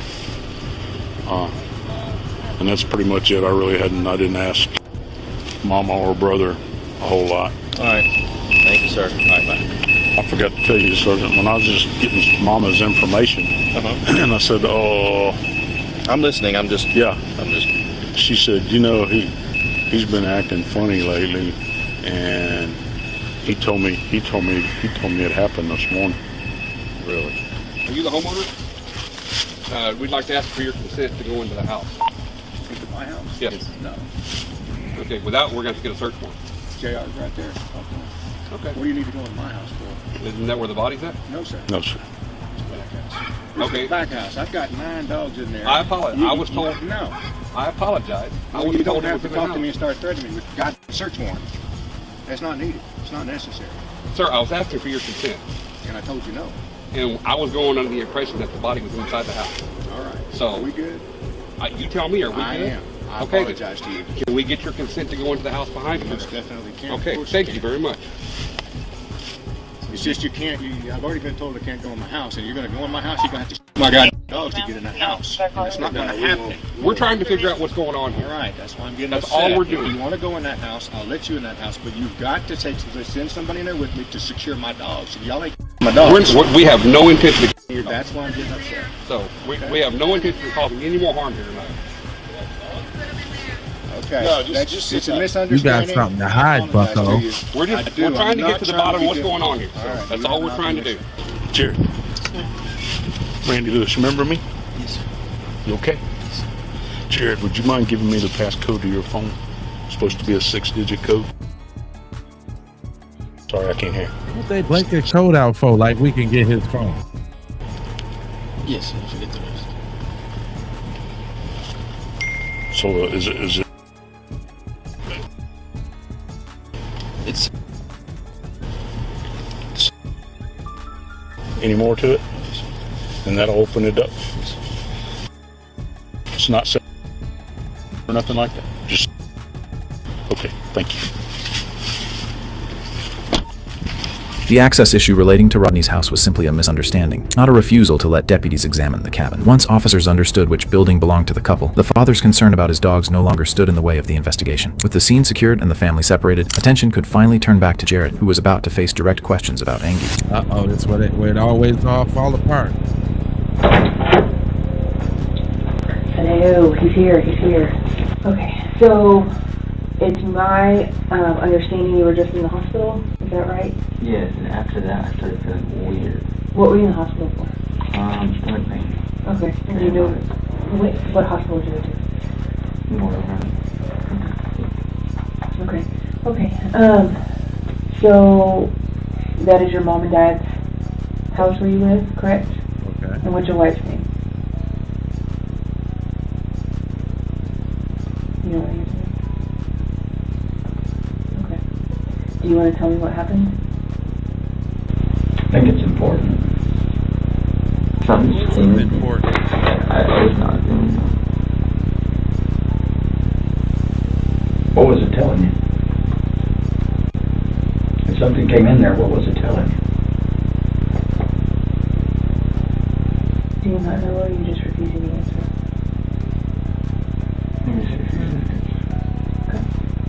Are you not going to tell us what happened? Look, I didn't do it. you can't even keep a straight face, buddy. She was just a piece of trash you threw out. I know.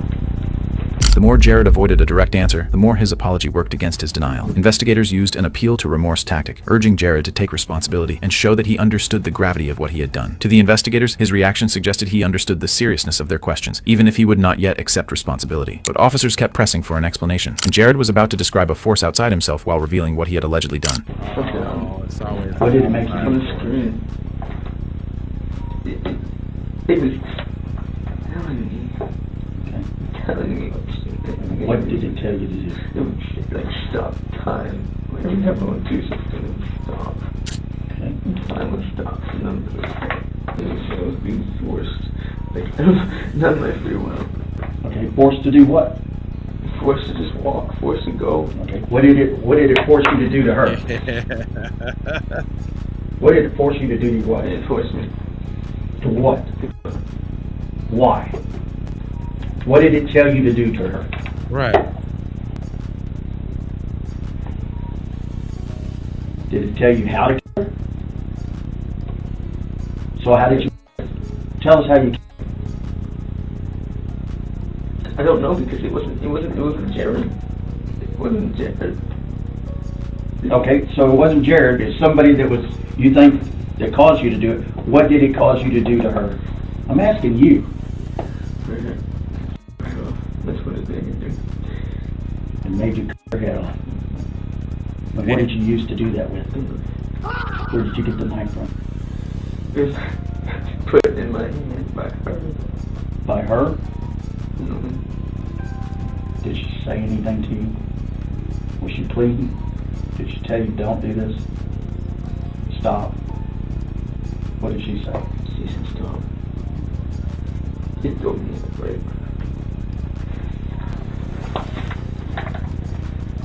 Sure, it's always the outside entity. So what happened next? Did you follow through with that? She's fully clothed. She's on the floor. So tell us what happened. You say after you did what else? You were trying to kill her, or it was afterwards? Or other spots in her body, did you do that after you cut her head off, or before? By this point, Jared's own statements had placed him at the center of the investigation, while the evidence inside the cabin gave deputies probable cause to move forward. With Jared taken into custody, he was booked into the local jail on a murder charge. In July 2024, he pleaded guilty to Angie's murder and was sentenced to 40 years in prison. He later died while incarcerated in January 2026. Dang, that was a twist. He died? Damn, that was a twist. Man, y'all rocking with me. Hit that like button, man. It's over 2,500 people in here across all the channels, man. Hit the like button. Go ahead and subscribe, because this is how we do it on the crime side of the game. Is y'all ready for another story, though? I got one. It's a funny one, too. It's a funny bunny one. It says, gay husband thinks he got away with $381,000 inheritance murder. Let's go. We called in because my other half haven't seen since late Thursday night. This is Herbert Swilley. His husband Timothy Smith has been missing for over 24 hours. When deputies encountered Herbert, they began examining the scene, unaware that what seemed routine was about to escalate into an unsettling discovery. Sheriff's office. He's on the floor. All he's got is a shirt on and his shoes. And this is... When officers told Herbert his husband's body had been found inside the apartment, everyone at that scene broke down. Everyone except Herbert. He's in there, he's not okay? Yeah. He's really... Yes, ma'am. I don't see any keys. His truck's here. He's been here since Friday morning at some point. On March 25th, 2023, officers from the Marion County Sheriff's Office were called to conduct a welfare check on a man inside an apartment. According to the man's husband, 57-year-old Herbert Swilley, he had been missing since the day before, had not shown up for work, and no one knew his whereabouts. Upon arriving at the scene, the officer approached Herbert, who had been waiting on the property, unaware of the horrifying scene he was about to discover. We called in because my other half haven't seen since late Thursday night when we went to bed. He didn't show up for work yesterday. They've called, they've texted. Everybody's called and texted. We don't actually live here. This is his secondary apartment that he uses for his massage studio and other stuff. But his Jeep's been here, the girl's now saying, for almost 2 to 3 days. It hasn't moved, and we can't get a hold of him. We've called, y'all did a wellness check yesterday. They couldn't go in because I don't have a key, so they told me to get a hold of the landlord. He actually has a key. Okay. But they told us not to go in, since I'm not legally on the lease or anything. Okay. So. Oh. What's his name? Timothy Floyd Smith. That's where you live, guys. But it's not like him, because normally he's the executive director at the Brookdale Shambrel Prank Castle, so he's very responsible about it. You know, that's his job. He does everything.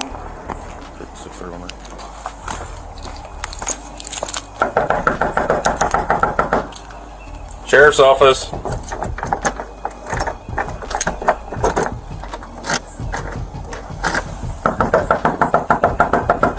Sheriff's office.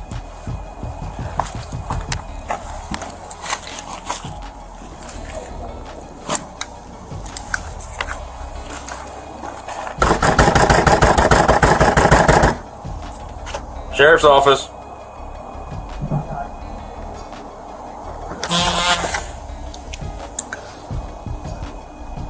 Sheriff's office.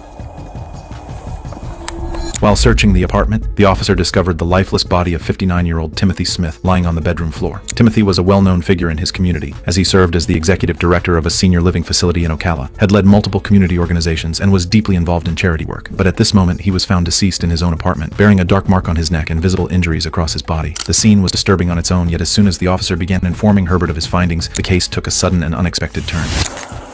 Cancel medics. Signal 7. 10-4, signal 7.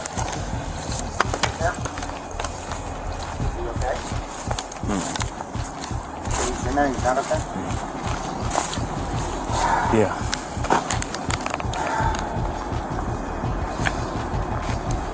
Sorry. Well, they would have been here last night if I hadn't given out the wrong phone number.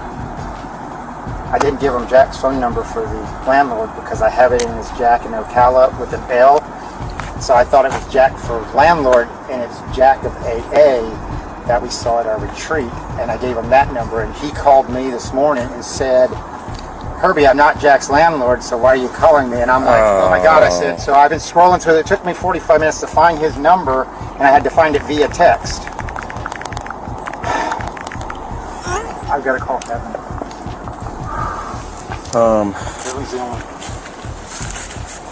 When's the last time you saw him? I went to bed on Thursday night, and I go to bed about 9:30. He finishes doing his medication. I would say about 11, I heard him get up, but that's not uncommon because he gets up and he'll go do Facebook posting for this stuff called Thrive, and he'll just relax and stuff. But I assumed he was still home, to be honest with you. I got up my regular time, 4:40. I went straight to the gym like I normally do, the Planet Fitness. I came home very quietly because if he's asleep, I try not to wake him because he doesn't have to be to work until 8 or 9. So I went in, took my shower. I left with my work trailer to go to work. I got back because I picked up all the materials, and before I went to the Villages, I figured I'd stop back by the house because I had forgotten to get a change of clothes. So I stopped back by the house real quick. I went in. The bed was unmade. He wasn't in the house. You're saying stop by the house, not here. No, my house. Herbert didn't show a single emotion upon learning of Timothy's death. Instead, he remained composed, speaking about the situation as if it didn't involve his own husband. Timothy and Herbert had been together for about 8 years by that point, and had even gone through the journey of getting sober from alcohol during their relationship. Yet Herbert didn't appear shaken by what had happened to his husband, and as unsettling as it may seem, his demeanor didn't change as the investigation moved forward. This is just his massage office, our playroom and stuff like that, because that's what this was set up for, so that way we could host parties occasionally, because we have a 20-year-old daughter and he didn't want to do it at home. And so when I went home, this was out of the garage on Thursday morning before 8. This was not there, so I don't know when he left. And he wasn't there, so I went on to work, and at 4 o'clock yesterday afternoon, I got a phone call from Tammy Warner at Brookdale and said that they have not seen Tim or heard from him. They've been texting all day. So that's when I told her about the apartment. What time was that? That was around 4 p.m. Yeah. So then I drove over here. I knocked on I saw the Jeep here, so I knocked on the door and everything, and no answer, no nothing. I called the sheriff's department. Damn, man, we can't even watch Trump. I mean, we can't even watch the damn crime without a little Trump rally over here. Cause we watching crime and tripping off that. How did I seen somebody say, how did this become political? Yeah, what is y'all doing over there? Jeez Louise. Can we watch the crime and trip off the crime? This ain't political time, cuz. I do the political stuff early in the game.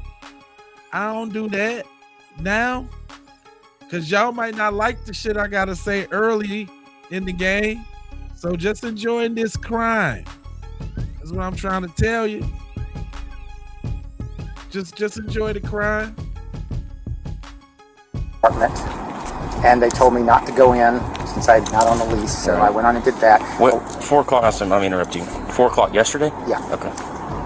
Yes, and you haven't seen him since Thursday? Well, since I went to bed, because once I go to sleep, I don't hear anything because I take a couple of sleeping pills and stuff. Because so Thursday he was at the house at 26th Court. Yep. Thursday morning he was not. Because when I went back there, you mean Friday morning? Well, yeah, Friday morning. Sorry, Friday morning. Yeah, getting confused because just kind of.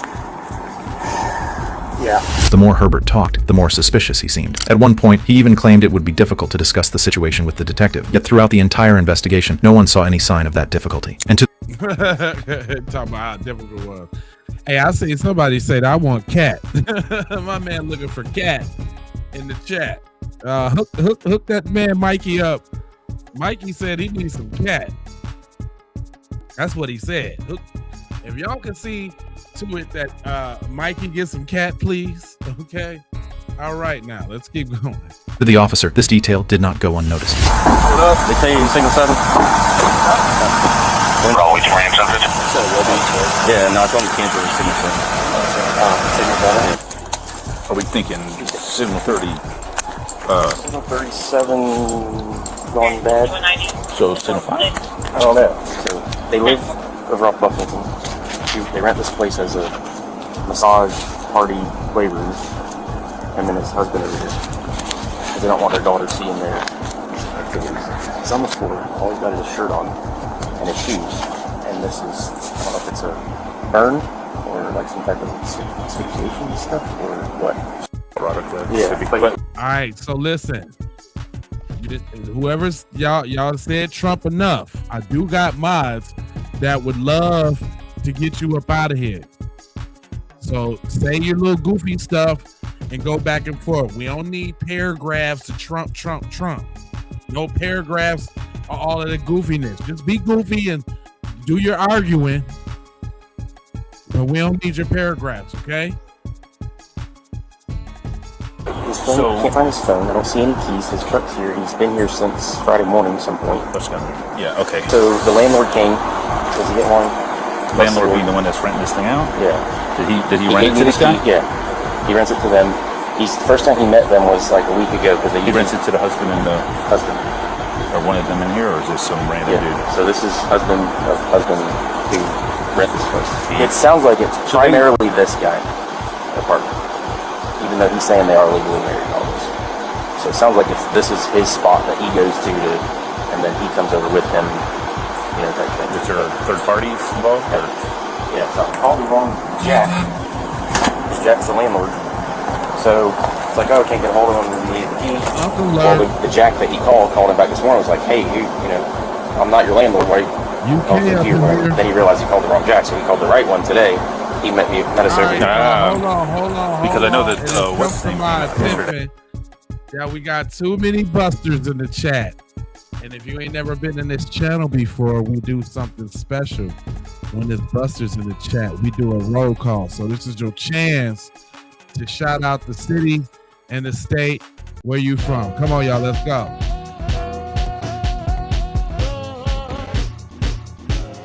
Come on now. Where y'all from? We need that roll call. 805 Cali up in here. Connecticut up in here. Louisville up in here. Sacramento up in here. We got London up in here. We got the 502. We got Hartford, Connecticut. We got Dallas, Texas. We got Seattle up in it. We got Knoxville, Bloomington, Minnesota, Ohio. We got Port City, North Carolina. We got Mill Springs. We got Sonoma, Georgia. We got the 502 in the house. We got South Africa in this thing. We got Syracuse, New York. We got Chicago. We got Baltimore. We got Newark. We got Norway. We got Liverpool, UK. We got Manchester. We got Atlanta. We got Cali. We got Brooklyn.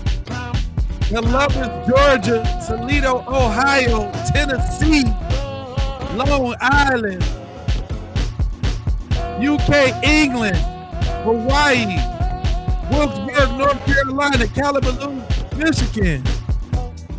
We got Seaford, Delaware, North Carolina, Oceanside, California, Crown, VA, Houston, Texas, Blue, Ohio, St. Mary's, Georgia, Sneeze Ferry, Canada up in here, Perrytown, Texas, Trinidad, 310 Los Angeles, Endura, Arkansas, Queensbridge, New York is present, Las Vegas, Texas, Long Beach, Greenville, London, England, Hawaii, Honolulu, Australia in this thing.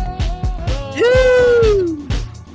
We got Chicago, Baltimore, South Africa, France, Do Your Dance, St. Clair County, Illinois, Atlanta, Harlem, New York, representing Florida, Central Ocala, hey, North Kentucky, 806, Lafayette, Georgia, Alabama, Monroe, Kentucky, hey, 318 Ratchet City in this thing. 870 Arkansas. St. Louis, Missouri, Fresno, California, Newark. Hey, we just too deep in here. Hey, we gonna let it run again because we too deep. We too deep. Oh my God. Austin, Texas. North Virginia. DMV. Hey. Got Liberia in here.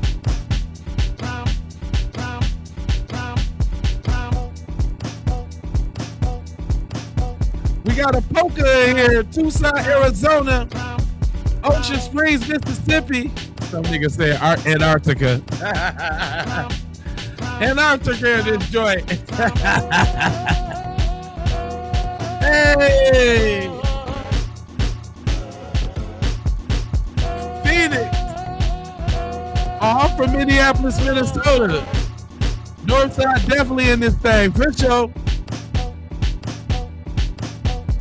Hey! Priscilla, thanks for the jewels, babe. Butterfly State Super Chat, my boy up. Hey, thanks for the jewels.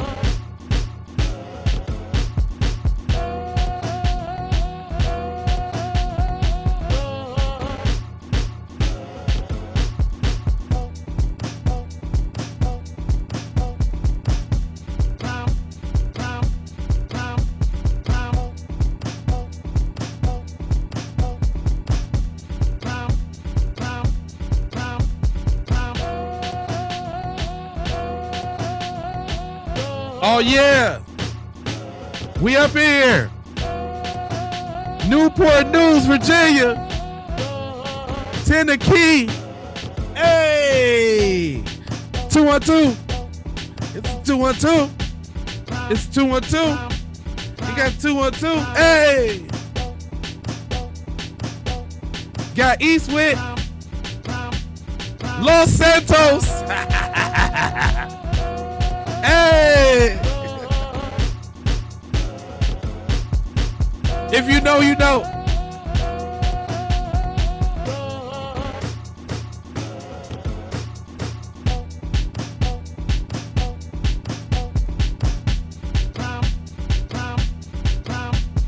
Hey! Tasia, thanks for the jewels.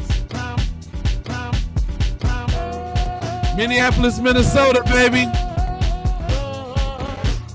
We got Houston up in here.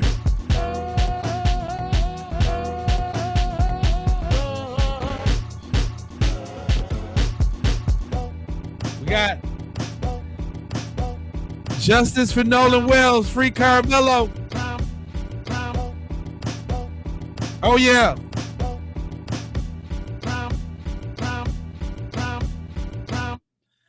Do we need to do that one more time? Do we need it one more time? If we need to do it one more time. 2, if we need to get back to the crime. 1, if we need to do it one more time.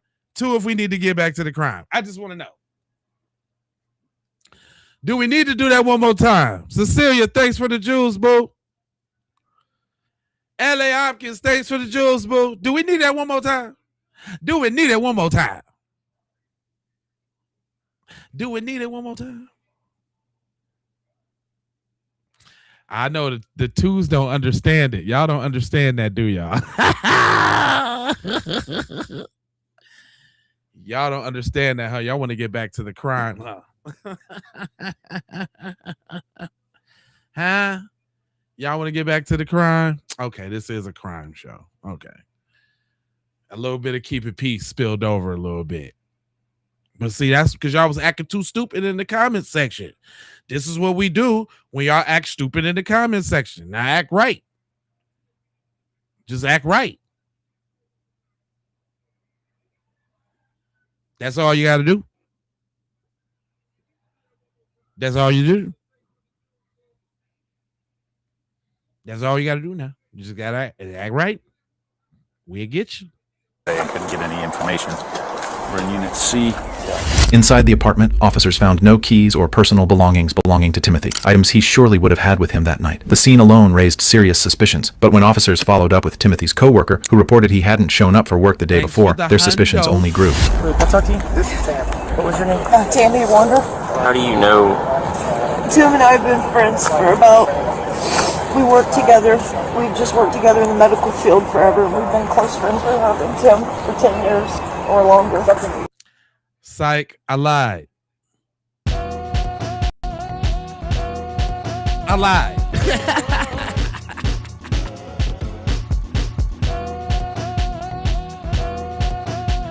I lied.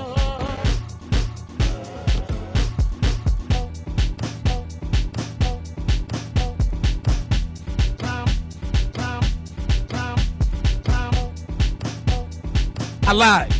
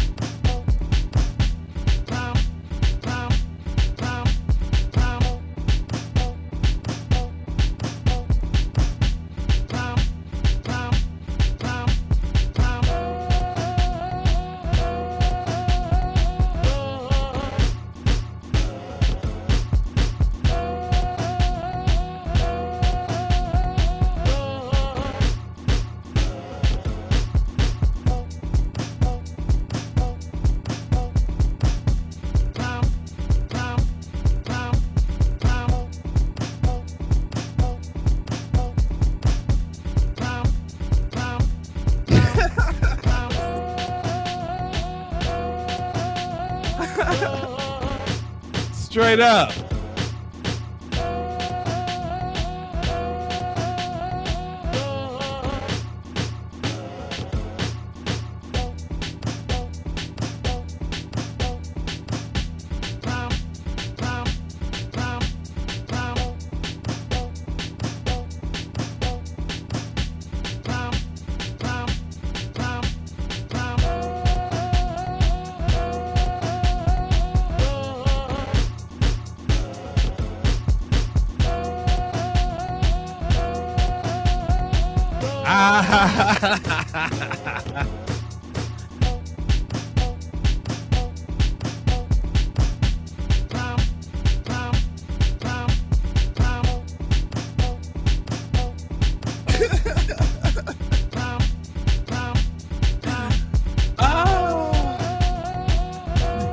Yeah.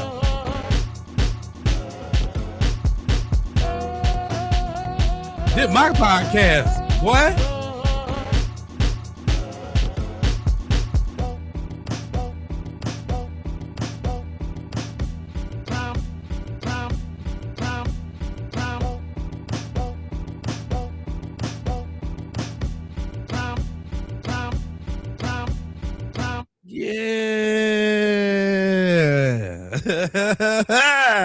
How you feel about that, buddy? Talking about get back to the crime. I did, nigga.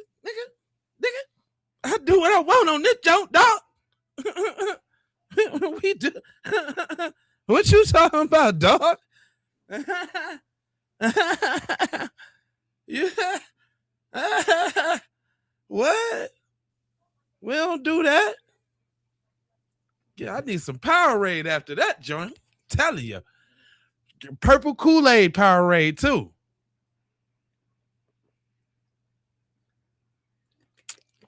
Well, that got the blood moving. That's like church. It's like church up in here, boy. Hey. Hey, so y'all already know who want us to move on. Y'all know who wanted us to move on, right? Y'all know who wanted us to move on and who want us to stay, right? Because we don't mind breaking out for no reason. I don't mind breaking out for no reason. Yeah, we supposed to be watching crime. Yeah. Whatever. Yeah. Matter of fact, I don't even like this story no more.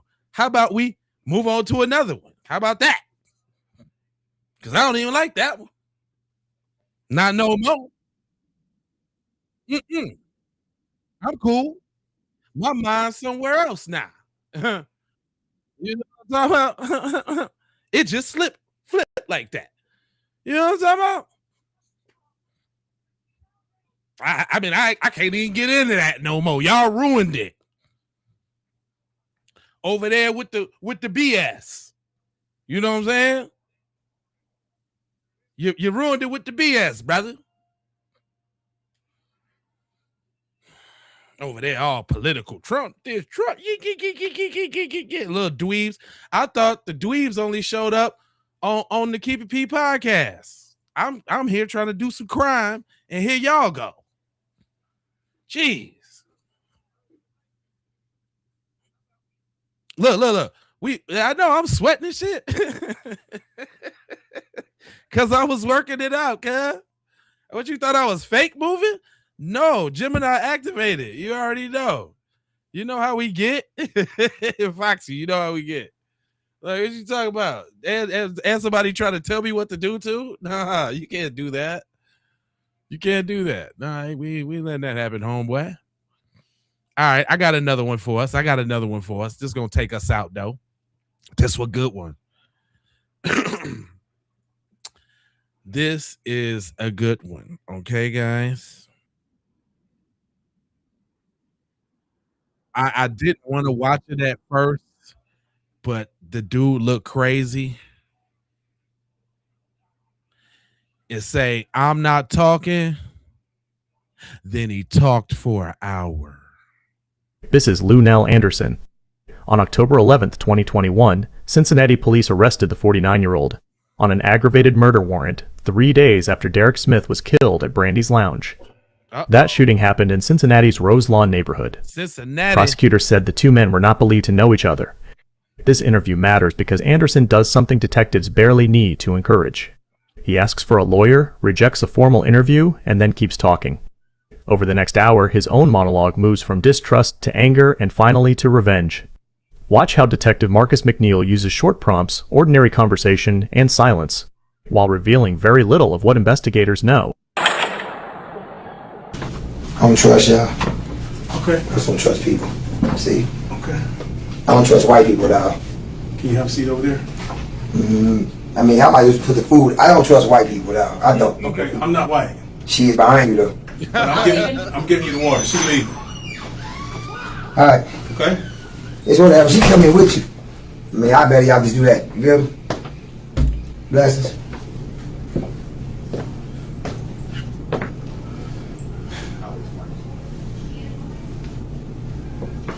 We're gonna wait for 1 minute on this, all right? Then you'll get it. Wait for the other detective to get here. All right. It's gonna be all right, man. All right. We're gonna see where this is going right now. So, Mr. Anderson, I'm Detective McNeil. This is my partner, Detective Fields, Cincinnati Police, and we would like to speak with you. I don't want to speak to nobody but my lawyer right here. Okay. All right. So if y'all done, I'm just detained. I ain't under arrest. I like to leave. Y'all call my mom if any other thing. Well, that's not going to happen. You're not going to go anywhere. Okay, don't stay with us. It's your right to do whatever it is you want to do up to that point. However, I think there are some things that may have happened that you and I should talk about. And again, I would like to do that if you give us the opportunity to. No. No? Okay. All right. Sounds good. Well, what we're going to do is we're going to fill out some paperwork. I'm not going to fill out nothing. No, we're going to fill out some paperwork and we'll just take you over to the jail. Okay. All right. Just sit tight. Now, what jail is this? Justice Center. Now, what am I under arrest for? You're going to be charged with aggravated murder. Aggravated? Yes, sir. Okay, well, just call my lawyer when we get there, then my mom come pay my bond. All right, well, we'll let you call. All right. All right. All right, she'll meet me at Summer Behavioral Health Center. Okay. All right, peace. Aggravated. That could have ended the substantive conversation. Anderson says he wants a lawyer and does not want to speak with the detectives. McNeil does not debate the decision. He tells Anderson that he is not free to leave, that paperwork is being completed, and that he will be taken to jail on an aggravated murder charge. This documentary is not making a legal ruling about the exchange. The analytical point is simpler. Once the detective stops pushing, Anderson controls whether the silence remains empty. Within moments, he begins filling it himself. Not yet. Not yet. Not yet. Okay, go ahead. You good. We got to fill out a form, and then you'll be on your way. All right.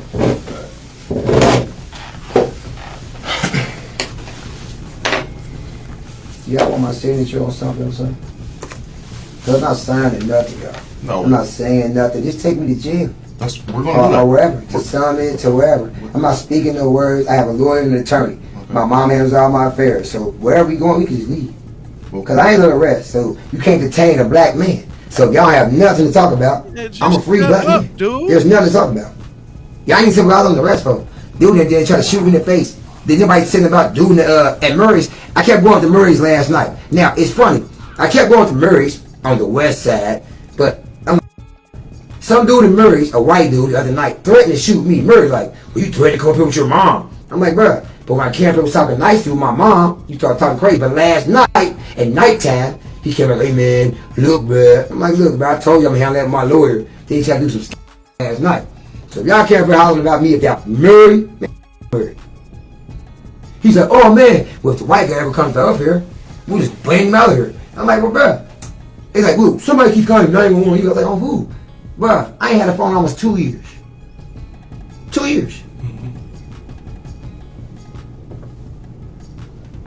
I ain't gonna say. Y'all done? I need to say something. Okay, so I'm a free man. What's going on? Nothing, dog. Yeah. Well, you're not free to go. Okay, I'm not free to go. So what's going on? What's the charge? What's the charge? Murder. Okay, so where we going? You're going to jail when the paperwork is done. Okay, come on. Not yet. Your ass going to jail. I'm ready to go. I know. We'll get you there. Oh, shit. We'll get you there. Your ass going to jail. Was it stare down the Eagles? No. Ain't none of you really me, bro. None. For real. I bite the hell with my teeth. I ain't ate down there 81 hours. Like starving out here. Might not look like it, but I'm starving out here. You feel me? So I ain't worried about on the street, none of that.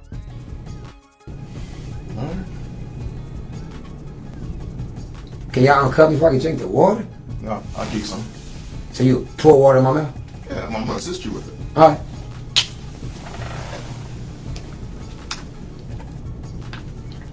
I might not look like it, but I'm starving out here. Some more?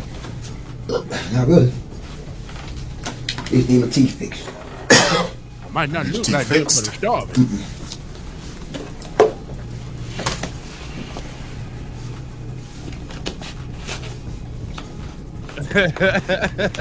81 hours. Oh my god.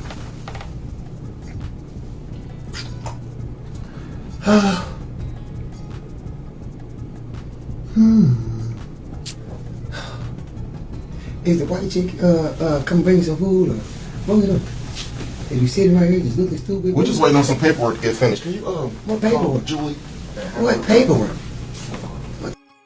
Yeah, man, it's some crap. Fedamosa. My wrist hurt. My dude scraped my chin on the ground. Like, dang, crazy. Hey.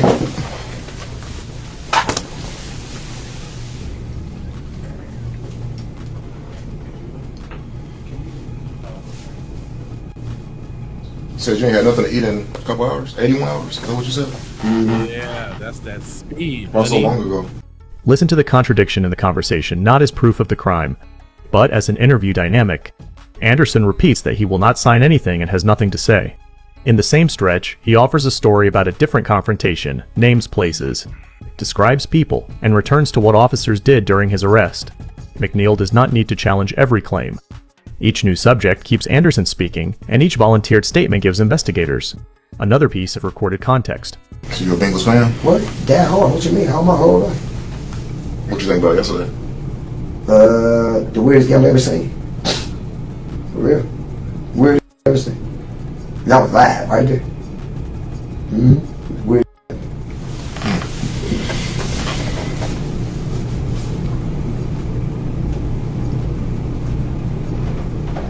Well, before when I first came in the room, couple of things I wanted to talk to you about was what happened to you at Murray's, and then what happened later that night. Actually, what happened earlier that day to Murray's, and then what happened later that night. Okay. Keep talking. I'm waiting. I'm listening. But in order to continue that conversation, Bro, listen. we will have to go over. I don't want to talk. Either I'm under arrest and walk out this door. If I'm not under arrest, I can just leave. That's what I'm doing. No, you can't do that. Have a seat. Bro, uncuff me. Have a seat, man. Have a seat. Because I ain't under arrest, I can leave. Bro, you can't detain a black man. Just have a seat, man. Have a seat. Just have a seat. I ain't have a seat. I just stand right. Detain a black man now. Here, McNeil tries to bring the conversation back to two events. What happened earlier at Murray's, and what happened later that night. Anderson refuses again and tries to leave his seat. The detective does not force a detailed version. The talk shifts to Anderson's mother and phone number, then to ordinary background. That lower pressure space matters because the interview is no longer moving through a formal list of case questions. It is moving wherever Anderson takes it. The following segment is a paid promotion. After it, we will skip repetitive small talk and return at the question. That changes the direction of the interview. The omitted portion is mostly extended talk about family, treatment, work, sports, and people Anderson says he knows. McNeil rarely interrupts. Then, the detective picks up a statement Anderson has already made, and asks a narrow question about his hostility toward white people. Notice the sequence. The subject comes from Anderson. The detective asks him to explain it. That is very different from supplying a theory and asking the suspect to agree.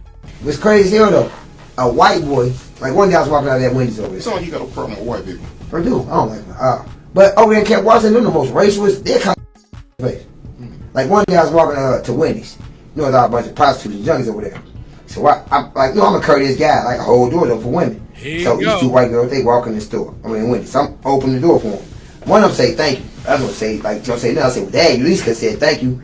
So the next, like probably the next day, I'm on this side of Wendy's. I'm about to walk across the street. They waited at the other side of the light. So when the light changed, I'm thinking they about to cross the street. They stand right there and just like standing there. So I'm standing there just waiting right there. So I'm walking. When I get back to the white boy, he say, hey, bro, you call my girl. I'm like, bro, what are you talking about? So when he come up, I noticed he got a gun right here in this crouch. So I tackled him. Me and him fighting. White boy I buy coffee from every morning. He went out the gas station and helped him. I can't watch him, help me. Now I could have killed that white boy because soon he said like something about I was like, bro, I don't even know this. I don't like white people. I don't. Now, my dad loved white people. I don't. My dad was from Bowling Green, Kentucky. Indian, pure. Yeah, you know what? Somebody said, I like your content, but I ain't finna let you sit up here and watch this nigga for an hour. I don't think I'm gonna watch this nigga for an hour either. He's starting to fucking make me sick right now. Like, for real. I do got another story lined up, though. It says, streamer arrested after forgetting to feed her 2-year-old while running a 30-hour stream. That's some bullshit. This horrendous of malnutrition. This is a story that's been told before, but today we're bringing it back with moments no one has seen until now. His eye was open at first, so I've seen him, and then when I seen his eye black, I scooped him up really fast, and I'm like, he's like dead. They said not to move him, and I was like, well, that's already too late. A case this horrendous of malnutrition. In this video, we'll show you unseen footage that reveals what really happened behind closed doors. But first, let's go back to the beginning. Officers responded to a disturbing call on March 16th, 2023, at the home of Jonathan Cheek and a female streamer, Sierra Zaytona. Inside, they found a 2-year-old boy lifeless in his crib, a scene marked by severe neglect. The condition of the child made it immediately clear he had been dead for some time. Fire department, get down. Hey, come on. Yeah. Let's go. Bring the baby out here. Back up. Bring it out here. Bring it out here. Bring it out here. Let's go. Let's go. Come on. Come on. Go. Get down here.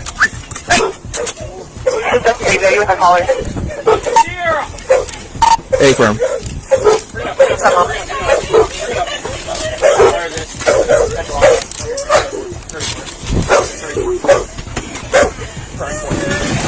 Jesus.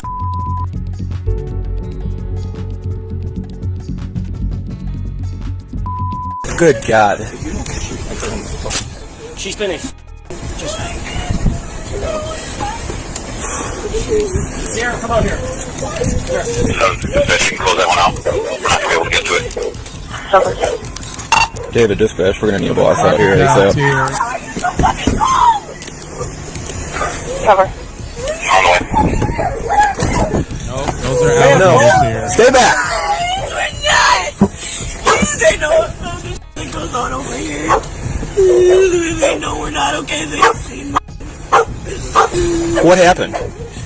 Hey, stay right there. Sit down. Sit down. Sit down. Sit down. Sit. They've seen it all in this house. Who? John. Who's John? John's the dad. Vince, let's go. Bring it up. Last time you saw this child was yesterday. He was really thin. Make sure there's nobody in there. Get the dogs in there and then get her back out. And two? Can you find out where the kid was at and keep the dogs out of that area?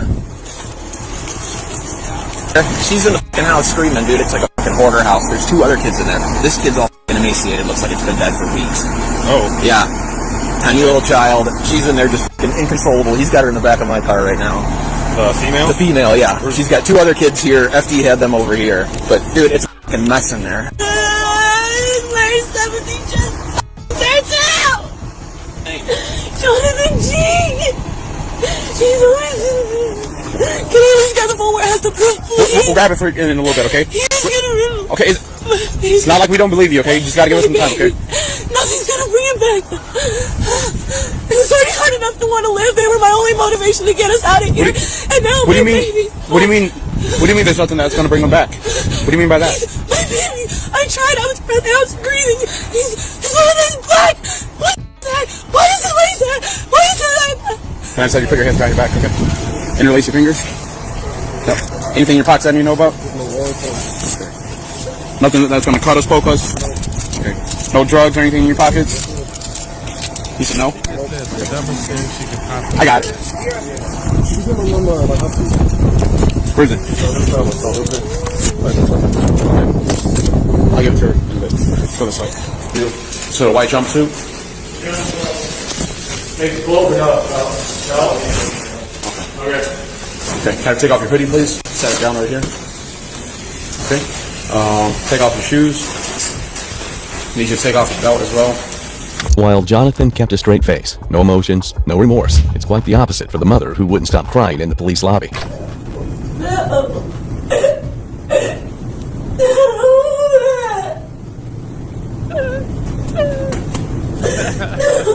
Let's not do that, okay? As officers processed the home, the parents gave conflicting accounts. The mother was emotional and deflective. The father remained calm, detached, and inconsistent. The truth was later confirmed by medical examiners. The child had died from starvation. Despite a home filled with food, the child had been deliberately neglected. Pathetic. Hours after that arrest, inside a quiet room, detectives sat down with both parents separately. What they said, how they said it, and what investigators uncovered in those moments. Quite a bit of experience in investigations. More importantly, about all kinds of different types of investigations, but I would have to rank this as probably one of the worst cases of malnutrition I've ever seen in my entire life. The following footage has never been seen before. First and foremost, I just wanted to tell you how incredibly sorry I am for your loss, okay? I wanted to introduce myself. I talked to you at the scene briefly. My name is Detective Hill, and this is my partner, Detective Smith, okay? And you know who your child was, okay? Before we do that, we want to read your Miranda rights, okay? Before you ask any questions, it's my duty to advise you of your rights, okay? You have the right to remain silent. Anything you say can be used against you in a court of law, okay? Do you fully understand the rights to you? Yeah. Okay. Did you want to talk to us? Yeah. The interview begins with empathy. Detectives keep their tone calm, measured, giving her space to talk. She does. Okay, when's the last time John had a full-time job? Oh my god. Practically never. Never? Like, well, let's go he's back. never even held a job over a month. Okay. And why is that? He don't want to. He's admitted that he just don't want to. Okay. Who pays the bills over there? His parents did, and then now because I'm trying to leave him, he made his parents stop. They don't help him, and on top of it, he don't do it. And now I'm put in a position ever since I started doing the streaming, trying to leave him, he's made everything 10 times harder. What do you mean by streaming? Streaming is the only kind of work that I can do. Like where you just sit there on a camera, you talk to people, you play games. I've ran 30-hour streams, 12-hour streams, 16-hour streams, just running myself dry, sitting there chilling with 300, 500, 600 people on camera, getting them to send me gifts and everything else because those gifts can be converted into money so we can get out of here. And that was the only way I could think to have some sort of suitable income for now to get us out of here. That way I also don't my SSI. That way, when we did get out of there, I'd have like some kind of income to keep us monthly going. Sure. But now it's like everything's gone, and the dream I had for our family is gone. Fraud. Is any of that, you said that streaming stuff, does any of that involve any kind of pornographic No, stuff? no. It's I regretted not. I wished I did, because I was like, damn, maybe I would have made more money a lot faster. So how much money would you bring in a month in regards to streaming? In a month. Well, between also people sending me money off the line, which was Matt, he's very helpful. He said $2,000 just at one time, just to keep the house from falling under, so I would have a little bit longer to get out of there. All right, like, so I would say, I know we at least made more than $5,000. We had to at least make $5,000 more than that. Possible. I did the 9 hours. No, since we started, yeah. Since we started, or you started? Yeah, well, me and the kid, I say we because it's our goal. It was our goal. At first, her answers come easily. She explains their lifestyle, their routine, how things worked inside the home. But even early on, something feels off. She describes long hours spent streaming online, saying it helps support the household. But when detectives ask about childcare, the answers start to shift. So who cares for the kids all day? Well, Are they in school? No. Thing one won't get his shit together. He won't get together. He won't make the calls. Well, he did now, only because during me deciding to step up against both of them and out them, one of the times he tried to use his control pawn, I'm going to come get him. And I'm going to take him with me. And I flipped out. I pulled up on him and I exposed him in front of his girlfriend. Okay, I'm talking about John right now. Okay. Oh, yeah. So well, I know that was about the school part. That's okay. Custody. Okay. I've literally been in his life since day one. I know, but you babysit him every day? You babysit him every weekend? Pretty much every day, yeah. Okay. There's been times that he's been over by him for 2 weeks, or been by him for like a month, and then he'll be by me, and it's just back and forth, also depending on like our living situations have been rough. Like right now, I'm pretty sure he's in a hotel or just now getting his apartment with a girl, so it's like back forth. In the last 2 years, how often would you care? Does he 2 years. Drop him off while he's working to you? That's it. Like now that he's working, he's only been working these past 2 months. Before that, he had no job. And he'd be in and out of jobs just like John. He's not much better, but he is better. Okay, let's circle back to John, kind of what I'm alluding to in school, because his dad won't do anything. His dad's crap. And you haven't participated in enrolling him in school or anything? I'm not able to. From what I'm told, like I have no legal guardianship. Okay, because he has no custody. Yeah. Okay, I don't understand. I don't know, that's why I'm asking. So forgive me if I'm not trying to insult you by any way, shape, or form. So now in your care all the time, correct? Yes. Okay, so you're home all day? Yes. And is John home all day with you? Yes. Okay. And that's why I asked if somebody grabbed those phones, because if you guys look in those phones, there's pictures from Halloween. There's pictures. They're all healthy. They're all good. Like everyone. Like once I started work and everything with him, all he does is play video games. He doesn't want to clean. He doesn't want to. I get the food. You just gotta get the food. The food I pulled out yesterday, the chicken that was thawing, ended up right back in the fridge. Like, I'm just trying to work to get us out, and, like, I've always done everything. The cooking, the cleaning, bending over backwards in my house, this, that. I'd show up, and my son's got ash on him and watching Five Nights at Freddy's, all this other shit. And I'm talking about for both of them. So I hit that point of, like, I'm going to work and get us out of here. You can do something. Sure. So I'm like, it's set up, it's done. Okay, did everybody eat today? Good. Boom, boom, done. Well, first time I seen him, looking skinny and I broke down and started crying. When was that? That was a week and a half ago. Right before his birthday, beginning of the month. So I started talking about his birthday and everything else, and I was like, okay, why is he like losing weight? I was like, are you feeding him? He's like, yes. Like, okay. And then when he was like looking scrawny, and I was like, you're not feeding him. There's no way that you are. And we got a humongous fight, and he went over to his mom's, and then he had texted me about, I admitted to my mom about what. And what is it that he said he admitted? Not feeding him and stuff like that. Those times he was like, because during like the beginning when I was like, we're leaving, he was aggressive. There was the bathroom door got broke more than once. He even took the kids' door off their door to give it to the bathroom because he broke that too. Like he breaks everything. Like he fight against him, he argues, he disagree against him. There's no clear structure, no consistent responsibility, even though she claimed there was. Care seems to move back and forth without anyone fully accountable, even when they saw signs that shouldn't be there. Okay, so circling back, and you said that it's your statement that he was showing signs of being skinny around his birthday, which was about a week ago. Mm-hmm. Okay, so that was his birthday was on the 8th of March. Mm-hmm. Okay, and explain to me what. Because he was damn near 40 pounds around Halloween. Okay. That's why I was like, hold the fuck up. Like, right. I know I'd been in the room constantly running those hours, but at the same time, like with the fights going down. When you're in that room, how long are you in the room for? Like how many hours? 30 hours, 12 hours, 16 hours. Like I don't stop the stream really. So what you're saying is that how often do you stream for? I stream every day. So you're saying you stream on what platform are we talking about? Meet Me. I was just about to merge over to Twitch and start doing that too because I was freaking out like we're not Explain getting enough what money. Meet Me is. So you're saying that you're in that room for 30 hours at a time. Mm-hmm. Yeah. And you're saying do you use the bathroom at all? You come out of there? I do. Okay. When you're done streaming, do you have any interaction with your family with? It's not been healthy for a long time. A lot of the times there would be a lot of fighting or everything else, and he'd be like, go. I don't want to see you. Get the fuck out of here. You guys leave now. I'm like, how are we gonna leave now? Like after I was like, we're leaving, we're done. Everything else like that. It started blowing up into fights like that, and him pushing me, get out my face, this, that, and running into the bathroom, slamming the door, this and that. Okay. And like he would not, up until the minute he was like, I admitted what I did. he was like very, I don't know, his breakdowns kind of like stopped you after keep that. saying what you admitted. What is it that you're alluding to? What are you trying to tell me? Well, it's what he said to me and what he said to his mom. Okay. Like him not feeding him when he was telling me that he is and this and that. And All this that he was lying. I was like, when did you find out that he wasn't feeding him? Back in March? when he, well, that was a confirmation. I already kind of like had a suspicion, but he's sitting here like, no, he got a metabolism like mine. He just eats. I like, no. They said your baby was emaciated, girl. You was sitting up in there with the dead baby corpse in the damn crib. You know what it looked like. She real sick trying to explain this. This is probably like the sickest one tonight to me. So there's no fucking way, because when I'm taking care of everything, he's just fine. And you say you're taking care of everything. What does that mean? Taking care of everything. Running myself thin, taking care of John's the house, food for both of them, doing everything for not just both the kids, both the men. Okay. They're fucking children too. She admits she noticed changes in the child: weight loss, weakness, decline, signs that would be hard to miss. But despite seeing it, she didn't act in time. Then comes the moment that changes everything. Was showing signs of John telling you that he was intentionally not feeding him. What did you do then? I started taking over and like feeding him and everything else, and send food out. Like, okay, this is out. Feed him the PBJ. I said, okay. When I asked him, okay, did you finish feeding him? Because like when I started feeding him, I noticed, okay, like he can't hold that much. So like half of his PBJ, I put back in front of the microwave. I went back to work. End of the night, the PBJ is gone. So I asked him, did you give him the rest? Yeah. And I'm sitting there like, don't make me think. Jesus. It's only sped up. That's why I did what I did. Child death investigations. Legit, tell him like this and this needs done, and it's my fault for you to leave it on him either. What did you do then? I started taking over and like feeding him and everything else, and sending food out. Like, okay, this is out. Feed him the PBJ. I said, okay. When I asked him, okay, did you finish feeding him? Because like when I started feeding him, I noticed, okay, like he can't hold that much. So like half of his PBJ, I put back in front of the microwave. I went back to work. End of the night, the PBJ is gone. So I asked him, did you give him the rest? Yeah. And I'm sitting there like, okay. Did you to see how he was responding to the food that you were giving him? He, like when I was feeding. No. And how were you mixing the cereal for him? You said you were putting it in a bottle. Was yeah, he putting it in drinking the bottle. Or was he eating it? I was putting it in the bottle. Okay, and he would drink that. Mm-hmm. Okay, and when he was drinking that, he was throwing up. I did notice that, like he was throwing up. That's one of the reasons I told him, make sure like you take it a certain amount of time, and that's why I was in and out and everything else there. I've checked on him sporadically in between.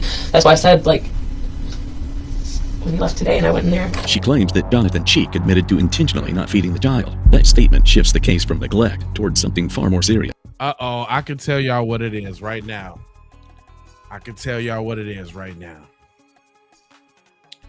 She got a black baby daddy, and cuz told her she need to get rid of that baby.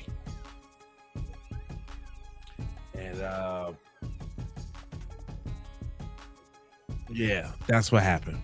Yeah, that's what happened. Anybody else want to take some bets? Right away. I'm just saying. I ain't seen this one before. I seen somebody said they seen this before. We know she lying, but she's mixed. She got a black baby daddy. The baby's black, half mixed, whatever. Cause like I don't want nothing to do with that baby. You got to get rid of him, and she is complicit on letting the baby wither away. Telling y'all. Yes. Okay. When you got off the that streaming platform, how many times throughout the day? You took breaks, used the restroom, got something to drink. Did you ever check in on him? Barely. Okay. I'm not gonna lie. How many times did you give him a shower from his birthday until today? It's been like 5 days. It's been 5 days. Yeah, it's been 5 days or more. So you haven't showered him in 5 days? Yeah, no. Okay. Ew. I legit tell him like this and this needs done, and it's my fault for you to leave it on him either. What prompted you to call 911 today? What happened today? I seen him looking dead. Okay. And how I wanted to save him. I wanted him to come home. I wanted him back. I couldn't believe that I had been trying so hard, and I had not paid attention that I'd let that happen. That's what. How did you find him like that? Where was he at? In his bed, like legit laying like this. And his eye was open at first, so I seen him, and then when I see his eye, like I scooped him up really fast, and I'm like, he's like fucking dead. They said not to move him, and I was like, well, that's already too late. Okay. Which bed was he in? Because there was no bed in the room that he was staying in. There's no bed. Is there a bed? There was a bed. You said this on a room. Can you just? Is it a crib or is it a bed? Yeah, it's a crib. Okay. Can you? There's no sheet on it like there should have been, and it's 100% like this. It's gross. It's got food and stuff on it. When 2 days ago, when you checked on him, and he was sleeping shirtless without pants or just in his underwear, how did he look? He still looked bad, but not like that. It looked bad, but not like that. Can you define what bad means? Where I can see your bones at all. Okay, so you're saying that you can see his bones? Mm-hmm. Okay. And did you phone 911 at that time to get him help? I checked to see if he was breathing, checked to see if he's alive. And then after that... Was he breathing alive at that time? So 2 days ago when you checked out, he wasn't? Oh, no, I thought you meant today. If you guys call... Oh, no, I told you why I didn't call 911 sooner. Okay, alright. I was also scared if I was ever put in a position to fight for them on my own, that I wouldn't be able to do it. The house was in his name. Detectives bring the focus to the final hours. However, within seconds, tone shifts. Detectives move away from empathy and begin confronting the reality. As I stated before, I'm a detective, and my partner, Detective Smith, we work within our criminal investigation division here at the Clinton Township Police Department. And we both have quite a bit of experience in investigations. But more importantly, we work in what's called CPU. It's kind of our child protection unit, so to speak, right? We deal a lot of cases involving child abuse, child neglect, child sexual assault, and then, unfortunately, child death investigations, okay? And one of the things that we've learned over the years is that we've learned about all kinds of different types of investigations, but more specifically in relation to this, I don't think we've ever seen a case this horrendous of malnutrition. And I'm going to explain this to you why, okay? Science doesn't lie, okay? We have a whole team of people we work with. We work with other detectives within our unit. We have supervisors, we have crime scene technicians, we have medical examiners that come out to the scenes. We have all kinds of different people that we work with. It's unequivocally, without a doubt, that extended period of time. I would have to rank this as probably one of the worst cases of malnutrition I've ever seen in my entire life. And I've been a police officer for 21 years. Detective Smith's been in law enforcement for... There is no greater gift than a mother giving birth to a child, okay? You carried that little boy in your womb for 9 months, okay? There is no greater gift than that, okay? And you had a tough pregnancy, right? You admittedly, and you're honest that you smoked marijuana because you were in a lot of pain, okay? I was scared of losing him, man. You're scared of losing him, right? But he was born, right? And it's a mother's instinct. It's a mother's instinct to take care of their children, okay? And what I find incredibly hard to believe and hard to fathom, is that on his birthday, this little boy looked like that, and you never got him help because you were selfish and you were afraid that he was going to be taken away from you. And now, he's not with us anymore, right? But I want to know, because that he didn't show those signs at his birthday, they were before that. And you knew they were before that.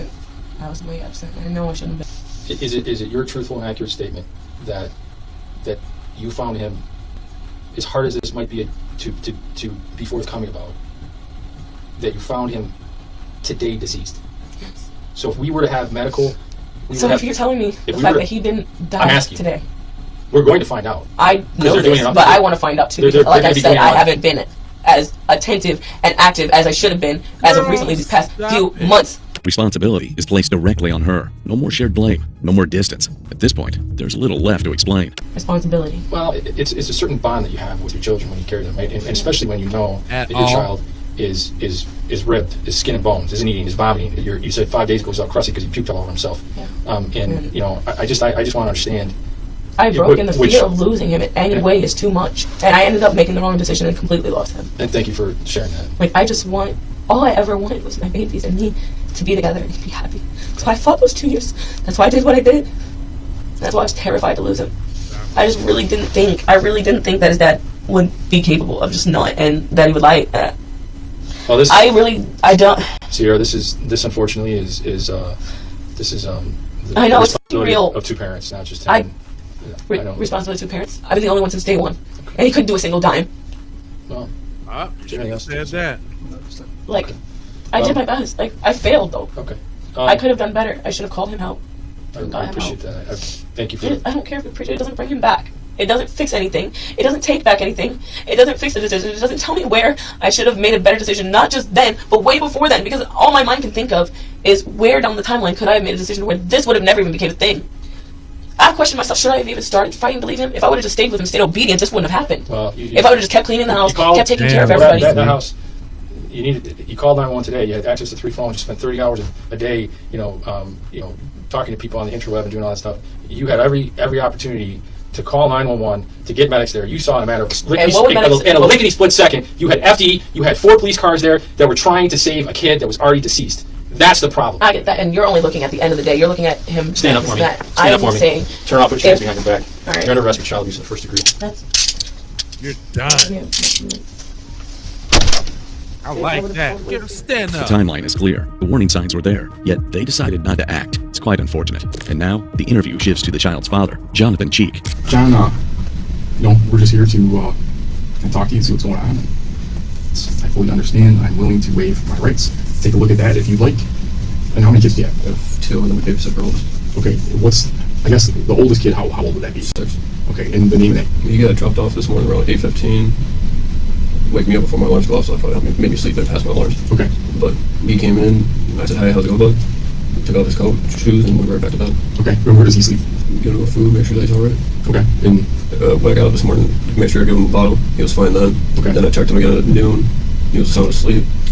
And then I get a call around 3 o'clock that she's in a hyperventilated state. I said, "Okay, I'm not even gonna bring your car home. I'm gonna send my mom drive me." Okay. And my dad working your brakes, and all right. So I have no clue, but now kind of walk me through a typical day that you gave him a bottle. Is that like a sippy cup or like? No, it's more like a his bottles. Like he likes to drink so much that I have a water bottle from elementary school. See, when they start giving all of them extra details. Okay, what do you fill it with? So mashed potatoes. He's got a little oatmeal, dry milk. Mix that all together with some water. Okay. Give it to him. And does he like it? He downs it. Okay. And then does he ever ask for more? Oh yeah. Okay. And do you make him another bottle? Did you? Like, no, I shortened the bottle amount that I can try to give him some solid food that we can continue to work on at motor schools. I gotcha. Would he prefer to drink? Would he prefer to eat out of a cup rather than do like solid foods? Okay. And then, did he ask for seconds today, or did he want another bottle or something else to eat? He just had that one. He just had that one, and then just went right to sleep. Okay. And is that? Would you say that's a typical morning for him? Okay. And do you know like what he ate, like the day before? Last night he had 2 bottles. So I put saltines crackers in there for him. He ate those just last night because they were empty this morning. So I refilled those because he likes crackers. If I had Ritz, I'd be using Ritz. But so for like a solid food? Solid food, and then we go for vegetables, mashed potatoes, green beans, Okay. Normals. And then mac and cheese. So you said yesterday he had 2 bottles. After I got home from doing all my running for work. Okay. For jobs and everything. Okay. Detectives eventually shift their questions toward care and routine, medical visits, feeding, and daily life. And then did he get a pediatrician visit this year? No, I forgot. Okay. We have a schedule for next month, actually. Where was last year's at? Where'd you guys go? It was at like 26 in Gratiot. It's our doctor. I don't know the name of it. 26 in Gratiot? Do you know the name of the hospital or the doctor's office? No, not off the top of my head. Did you go with her? Or no. In terms of his communication skills, how verbal is he? Not that verbal. Okay. Like if he were to tell you he was hungry, how would he communicate that? He would scream, and then if you mainly is all about his emotional, he just shows facial features on what he wants. When's the last time you stood there and screamed like that? Last night. You did last night? Till I woke up before him this morning. What time last night did you do that? 10 o'clock. 10 o'clock at night. That's not normal for him, but I made sure I'm like, okay, look, what do you want? Checked on him. He's like, okay, you need to change your diaper. He Do you want a bottle? is lying. So last night at 10 you went in there? Gave him one last bottle tonight. After he drank that, he went to sleep. Then I went to Frantic Cup to remake the one for the morning. Since he seems to know a lot about the kids, the officers become curious about what exactly Zaytona does in the house. So now you kind of put your hand up like, yeah, that's me. I'm the guy doing it all. She's at home. She works at home. What'd she do? She live streams. They make a few grand, quite a few grand actually. Off of it. Really? Have you guys been able to stay in your place because of the money she's making? You're not. Yeah, that's how we were able to save the eviction. And like by eviction, did they actually serve you with a? I court and everything, yes sir. Really? I even showed up for court. We paid it the day before court. Showed up, and I still. How much did you owe? $2 grand for 2 months. And you guys covered it? The whole thing, yes sir. Okay. And you're saying this is because she's streaming? No, that was because I wasn't working. Now how much time does it take for her to do that or to make money? Depends on how long she wants to go. Really. Okay. Some days she starts to do 16, 18 hours. Okay. And then that's.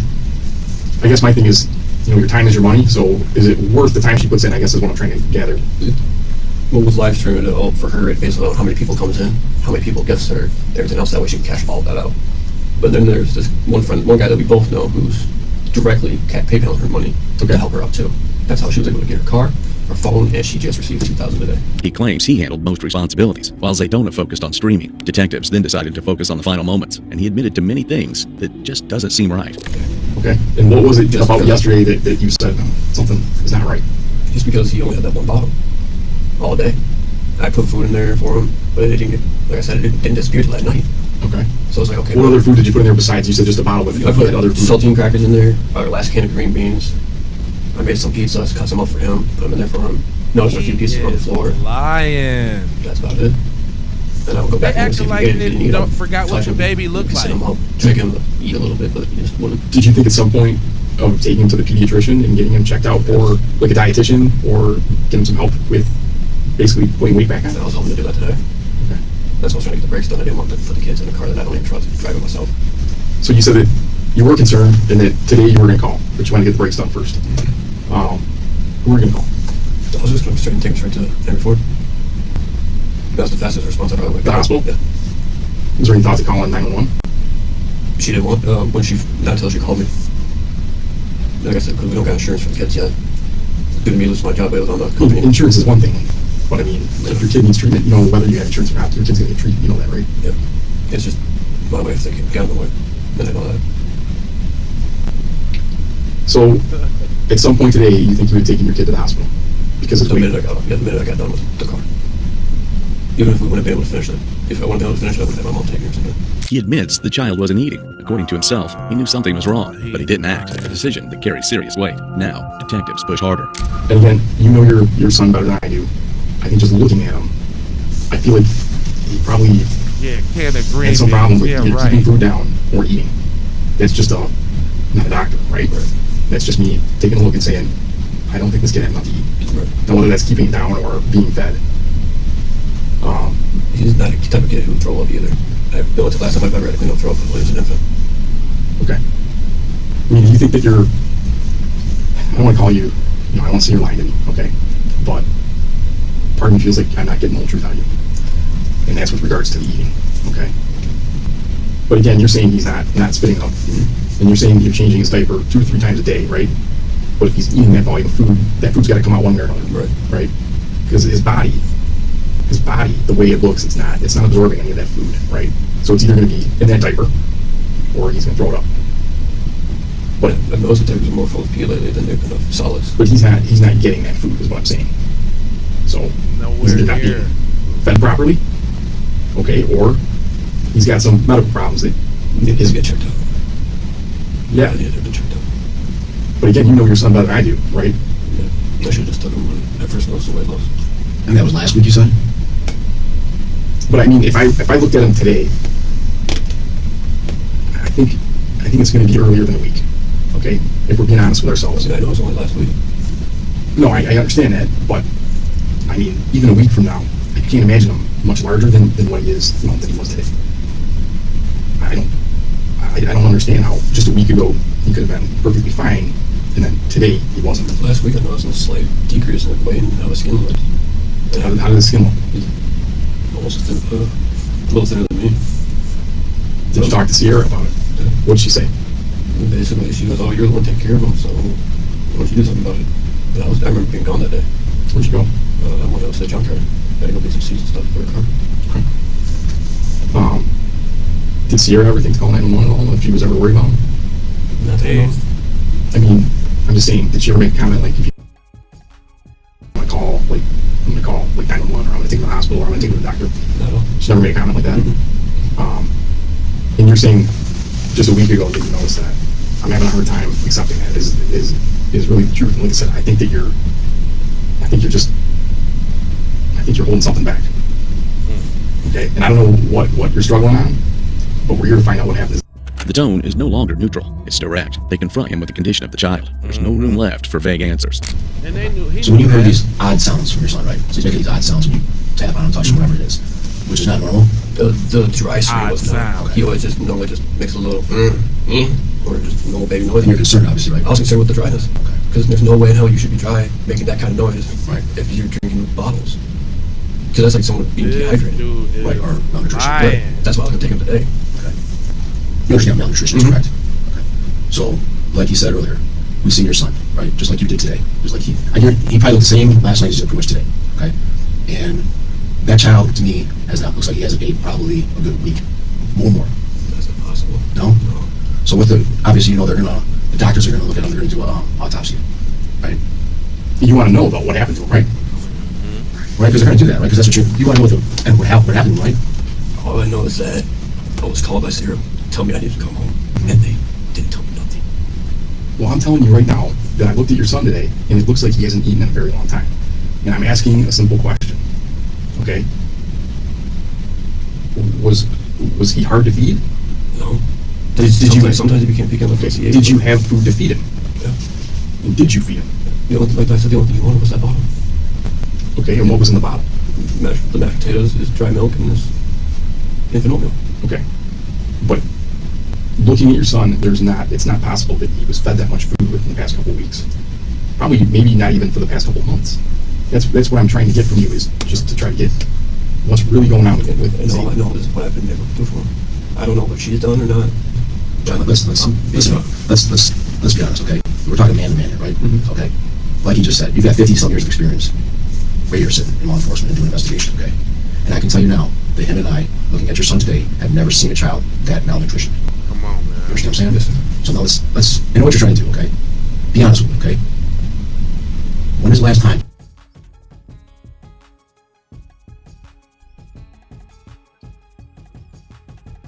Hold on. What's hold on now. Don't at the end. Hold on. When is the last time? When is the last time? Hold on, I might have to do a little refresher dasher. Hold on, I got y'all. Just do a little refresher dasher and bring it on back. That's what I'm trying to get from you, is just to try to get what's really going on with And all I know is what I've been able to do for him. I don't know what she's done or not. John, let's be honest, okay? We're talking man to man here, right? Mm-hmm. Okay. Like you just said, you've got 50-some years of experience right here sitting in law enforcement and doing investigation, okay? Right. And I can tell you now that him and I, looking at your son today, have never seen a child that malnutrition. You understand what I'm saying? So now let's I know what you're trying to do, okay? Be honest with me, okay? When is the last time? Dang, when is the last time again? It does not want us to figure out what the hell. All right, let me see if I go past when is the last time. That's crazy.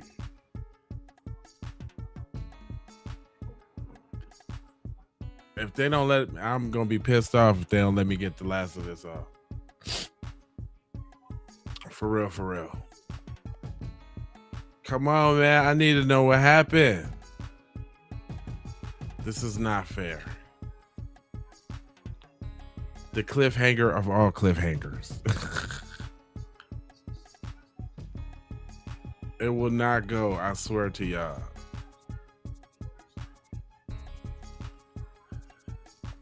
It's not possible. I know what you're trying to do. Oh my God. I know what you're trying to do, okay? Be honest with me, okay? Be honest with me, okay? I know what they trying to do. They trying to make me go crazy. Because I'm finna try to figure this out. Why? Don't tell me it's a corrupt file. Don't tell me. Don't tell me. I don't want to hear that. I mean, we know they going down. I just need to hear what for and how long. Look, I can scrub past the thing. It got them up there. Say what they did. Uh-oh, hold on. We back in the game. Hold on. We back in the game. We back in the game. Is that it? Is we back in the game? Nah, I can't hear nothing though.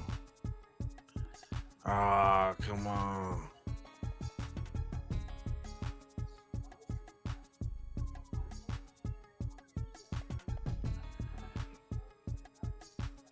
Mixed bottles, blah, blah, blah, blah. Okay, let's get to it. The child's been deprived of food over an extended period of time, not hours, not days, but long enough for his body to completely shut down. Okay, come on. What else to say? Did we miss what they got caught? Did it say what they got caught with? Okay, charges. 24 to 50 years. 24 to 50 year charge on second degree murder. 86 months to 10 years on second degree child abuse. She got same thing, second degree murder, 24 to 50 and 43 months to 10 years. I guess they was up in there. I don't like that, man. I don't know where the sound went. That is totally weird. at the end of that damn video. That pissed me off a little bit, y'all. That is crazy. Anyway.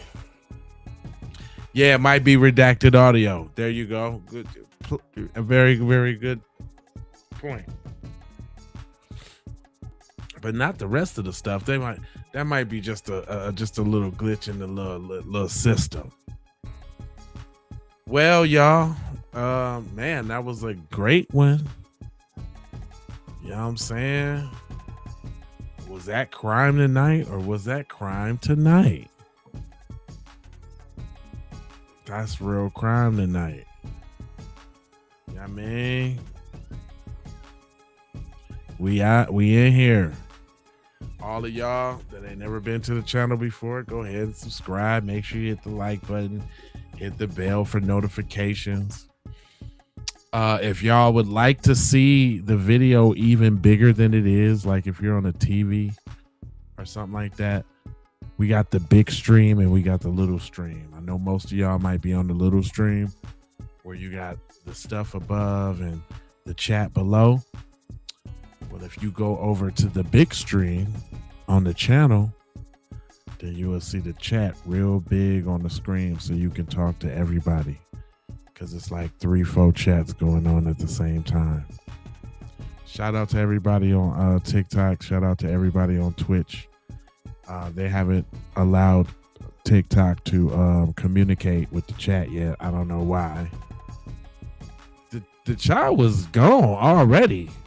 Mike, the child was out of here. Oh, the child was a done data. It's over. That's what the thing was. That's why we was sitting there just watching them live. That's the only reason it was interested, because we sat there and when the police walked right in the door, he said that child was emaciated and looked like he been gone. Like that ain't just happened. And they sitting up there acting like, I just gave him a bottle in the last can of string beans. Yep, I pushed some oatmeal in the bottle and gave it to him. But y'all ain't gave that baby nothing. Nothing. That one was crazy. Like that one was crazier. Nah, they didn't show the kid. Nah, they didn't show the kid. No problem. Hey, look. That one was crazier than the baby. I mean, the babysitter was super duper evil.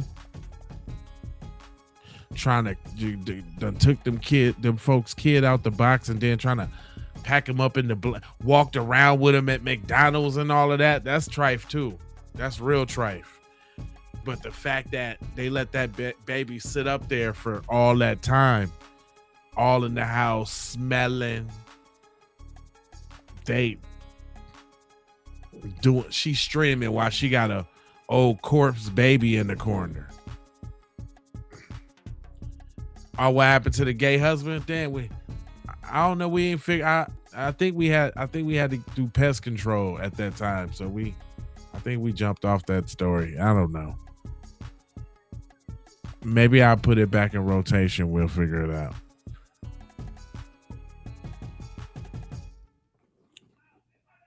But yeah, man, these night streams be that deal though. I'm finna start doing a lot more crime. A lot of crime. Man, I had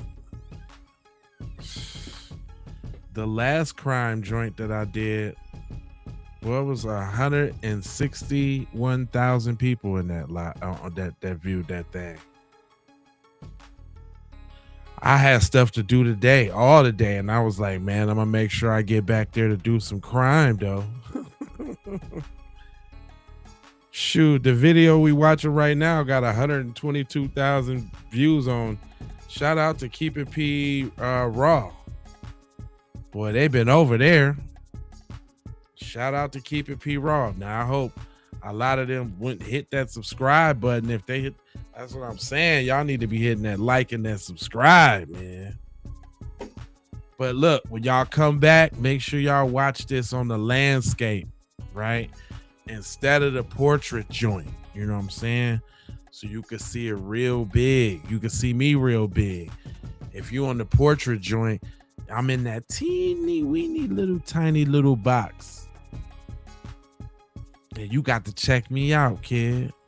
Word to my mother. So,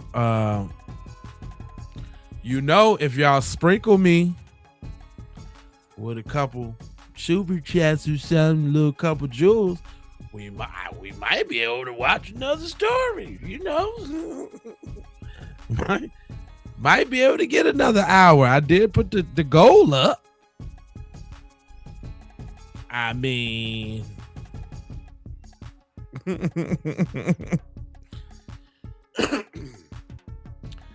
I gave you a tray balls, little tray balls for the night, little tray pocket.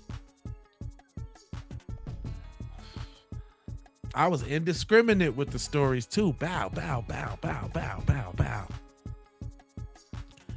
I got a couple more in the dough on the Kokomo Little Joe side of the game. I got a few more of them. And I know y'all hate the children's one. It's a children's one too. It's a cheering one too.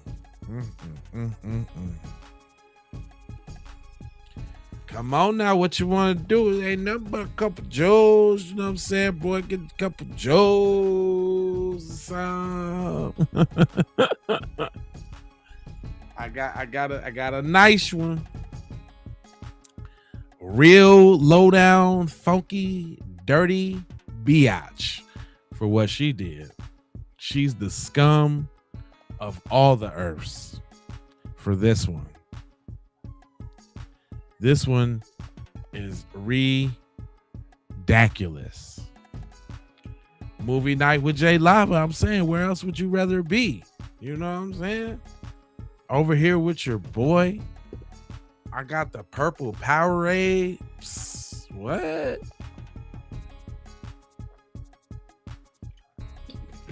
What it do? Lil Jim Shoe. What state was they sentenced in? I don't know if did we get a definitive on what state? Was there like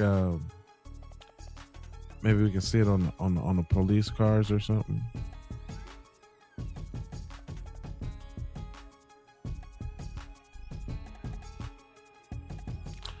Nah, I really can't. I don't know. That's a tough one. Oh, you know what? If I'm not mistaken, was this hold on, there we go. Clinton Township. Where that narrows it down, don't it? Clinton Township. See if we get a look-see at something else. Nah, that's Clinton Township. That was nice that I was able to stop right on that. Clinton Township Police. Yeah, I don't know where this was. Hold on. There's an establishing shot. Hold on, let me see if they say. Let me see what they say about it.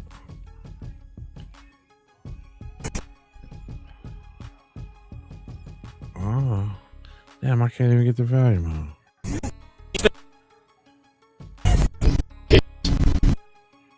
That is crazy. The volume won't even work. Jesus, good God! She's finished. The case. this horrendous of malnutrition. This is a story that's been told before, but today we're bringing it back with moments no one has seen until now. And his eye was open at first, so I seen him, and then when I seen his eye black, I scooped him up really fast, and I'm like, I don't know. I was trying to look back for you. Michigan? You say it's Michigan? Yeah. Okay. Yeah, I didn't know. Thank you, y'all. I appreciate y'all. All right. Well, I ain't going to hold you, but I'm a moja, foja, and scoja about being on code. And you know, I got 4 words for you. I need you to go ahead and subscribe for the vibes. Come on, man. It's like over 400-500 people in here on all these channels. I should see a spike of 400-500 people that just subscribed. I should see the spike right now. I should see a spike and all the likes. If y'all didn't lasted this long with all the talking I've been doing, if y'all done lasted this long, I know I done at least earned a little subscribe or something. Then, you know, if you want to like for the spike in the algorithm, you understand? Most of y'all been commenting already. I see you, you know, and you can share if you care about getting crime everywhere. You understand? Please do that on the platforms that we are on, Jones. And just to bring it all the way home, I've got love, peace, blessings, and aloha. I'm out the Doha for Shoha. With crime, you already know how.